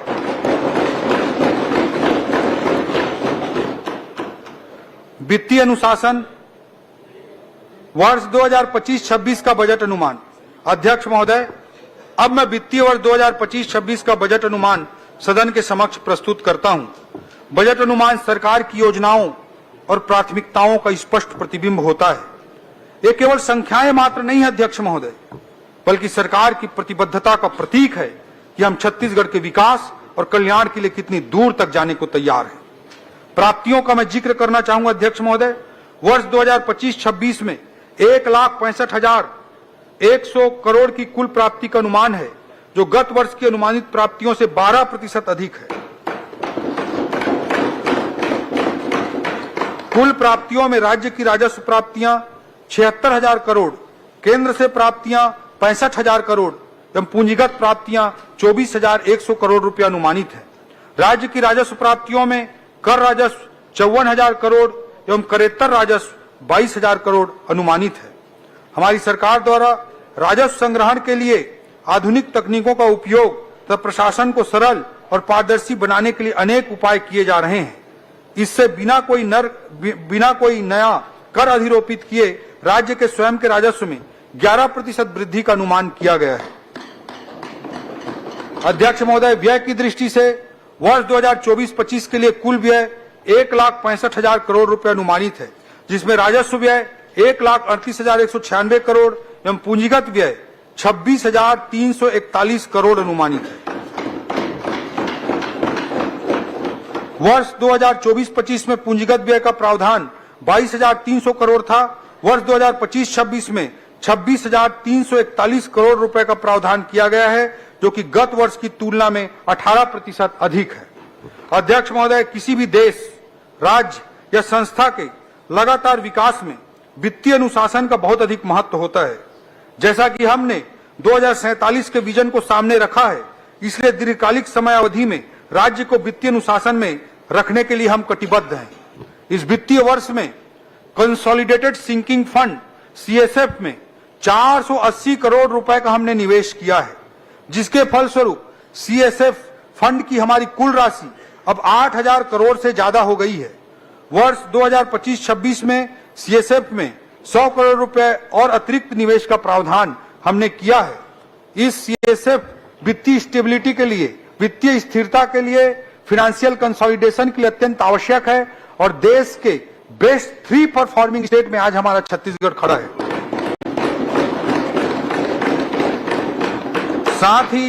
साथ ही गारंटी रिडेम्पशन फंड जीआरएफ में इस वित्तीय वर्ष में 500 करोड़ रुपए के निवेश का प्रावधान हमने किया है। सीएसएफ एवं जीआरएफ संबंधी मानकों के पालन में छत्तीसगढ़ देश के सर्वाधिक अग्रणी राज्यों में से है। अध्यक्ष महोदय, जैसा कि सबको विदित है कि सरकारी कर्मचारियों की सेवानिवृत्ति के बाद दी जाने वाली पेंशन का व्यय लगातार बढ़ रहा है। इसकी सुनियोजित ढंग से व्यवस्था बनाने हेतु हमने इस बार पेंशन फंड बनाने का निर्णय लिया है, जो वित्तीय स्थिरता को सुनिश्चित करेगा और भविष्य की पेंशन आवश्यकताओं को पूरा करने के लिए उपयोगी होगा। इसके लिए एक अधिनियम भी हम बनाएंगे और इस फंड के लिए 456 करोड़ रुपए निवेश का बजटीय प्रावधान भी हमने किया है। अध्यक्ष महोदय, पेंशन के भविष्य की लायबिलिटी को ध्यान में रखते हुए कदम उठाने वाले संभवतः हम देश के प्रथम राज्य होंगे। अध्यक्ष महोदय, खनिज संसाधनों से परिपूर्ण होने के कारण हमारे राजस्व में खनिजों पर रॉयल्टी का महत्वपूर्ण योगदान है। ज्यादातर रॉयल्टी खनिजों के मूल्य के प्रतिशत पर आधारित होती है, इसलिए अंतर्राष्ट्रीय कारणों से खनिजों के मूल्य में उतार चढ़ाव के कारण हमारे राजस्व में भी उतार चढ़ाव आता रहता है। इसको स्थिर करने हेतु एवं साथ ही निवेश का लाभ लेने एवं दीर्घकालिक विकास को लक्षित करते हुए ग्रोथ एंड स्टेबिलिटी फंड की भी स्थापना की जाएगी, जिसमें वर्ष 2025-26 में प्रारंभिक निवेश स्वरूप 100 करोड़ रुपए निवेश किया जाएगा। यह फंड दीर्घकालिक आर्थिक स्थिरता और प्रदेश के सतत विकास को सुनिश्चित करने का एक साधन बनेगा। अध्यक्ष महोदय, राजस्व एवं राजकोषीय घाटा रेवेन्यू एंड फिस्कल डेफिसिट की दृष्टि से मैं बताना चाहूंगा कि राज्य की कुल राजस्व प्राप्तियां 1,41,000 करोड़ एवं कुल राजस्व व्यय 1,38,196 करोड़ अनुमानित है। अतः वर्ष 2025-26 में कुल 2,804 करोड़ का राजस्व आधिक्य अनुमानित है।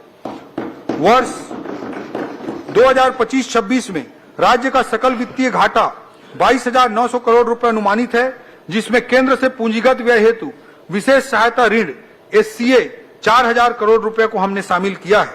इसे कम करने पर राज्य का शुद्ध वित्तीय घाटा 18,900 करोड़ रुपया होगा, जो राज्य के GDP सकल घरेलू उत्पाद का 2.97% है।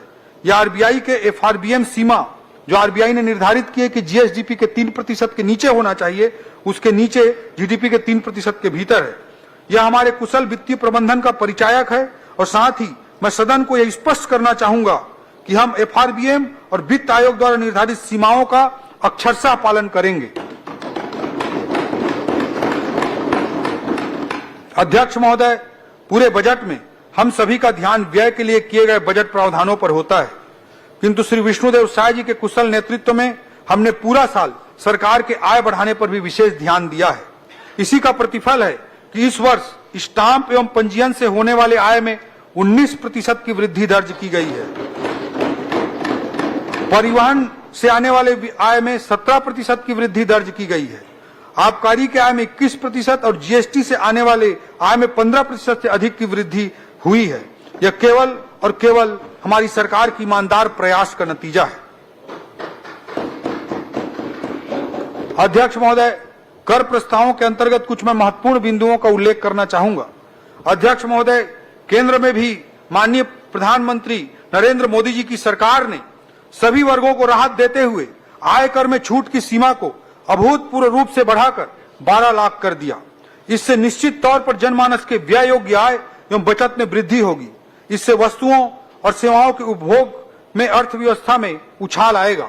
वर्तमान में राज्य के अंदर 50,000 रुपए से अधिक कर योग्य वस्तु के परिवहन के लिए GST अंतर्गत ई-वे बिल जनरेट करने का प्रावधान है। छोटे व्यवसायियों को राहत देने और ईज ऑफ डूइंग बिजनेस की दृष्टि से ई-वे बिल जनरेट करने की मूल्य सीमा कुछ आपवादिक वस्तुओं को छोड़कर 50,000 रुपए से बढ़ाकर 1 लाख रुपए की जाएगी। राज्य में बड़ी संख्या में छोटे व्यवसायियों पर कई वर्षों से पुराना वैट बकाया है। ऐसे व्यवसायियों के लिए बकाया कर माफी योजना का निर्णय भी GST विभाग के अंतर्गत लिया गया है।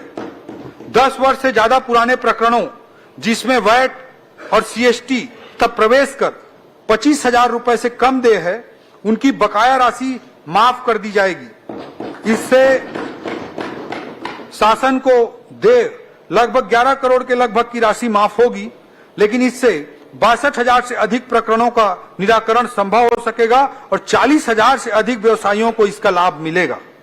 राशि की माफी से अधिक महत्वपूर्ण प्रक्रियाओं से मुक्ति है। वकील लेके ऑफिस में खड़ा नहीं होना पड़ेगा।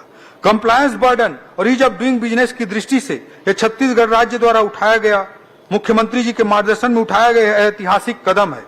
इन निर्णयों का उद्देश्य यह है कि छोटे व्यापारियों को राहत देकर उनके व्यवसाय को बढ़ाने का अवसर प्रदान करें। प्रदेश में कर अनुपालन का सकारात्मक वातावरण निर्मित हो। हमारी सरकार ने इस वित्तीय वर्ष में बल्क डीजल क्रय पर मुख्यमंत्री जी के मार्गदर्शन में वैट को घटा था, ताकि स्थानीय उद्योगों को इसका लाभ मिले एवं अन्य राज्यों की कम दर से छत्तीसगढ़ को होने वाले राजस्व नुकसान को रोका जा सके। इसी कड़ी में रजत जयंती वर्ष में मुख्यमंत्री विष्णुदेव साय जी की ओर से आगामी वित्तीय वर्ष 1 अप्रैल 2025 से पेट्रोल पर जो वैट लगता है उस पेट्रोल की कीमत में 1 रुपए कमी करने का निर्णय लिया गया है।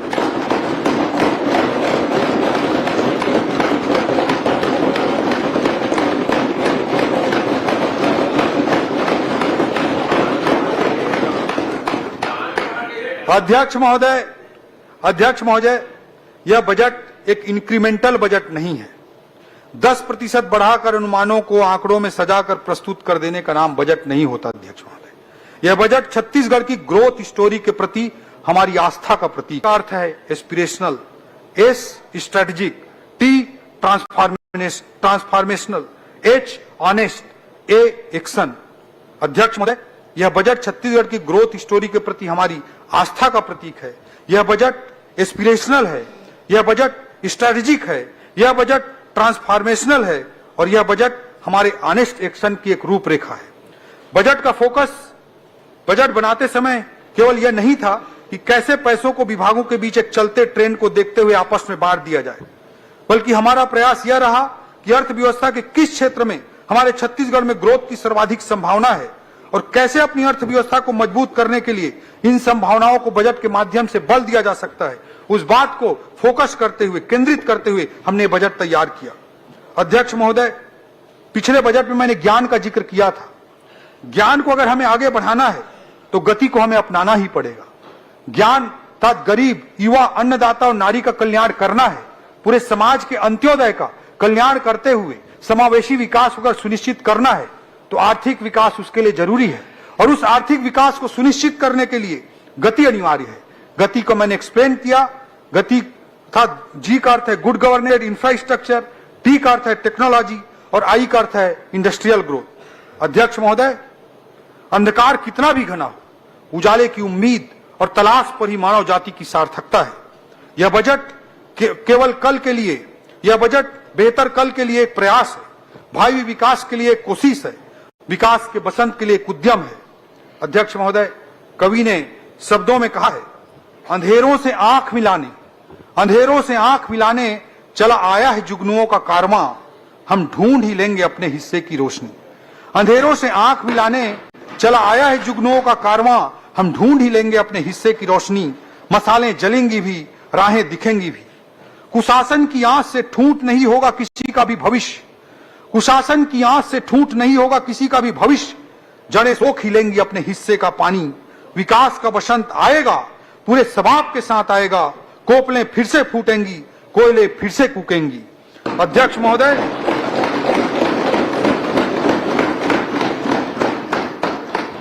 महोदय, इन्हीं शब्दों के साथ मैं वर्ष 2025-26 का वार्षिक वित्तीय विवरण तथा अनुदान की मांगे इस सम्माननीय सदन के समक्ष आपके माध्यम से प्रस्तुत करता हूं।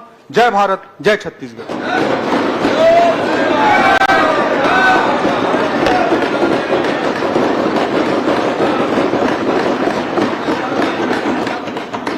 मैं आय व्यय पर सामान्य चर्चा के लिए दिनांक 4 एवं 5 मार्च 2025 की तिथियां निर्धारित करता हूं।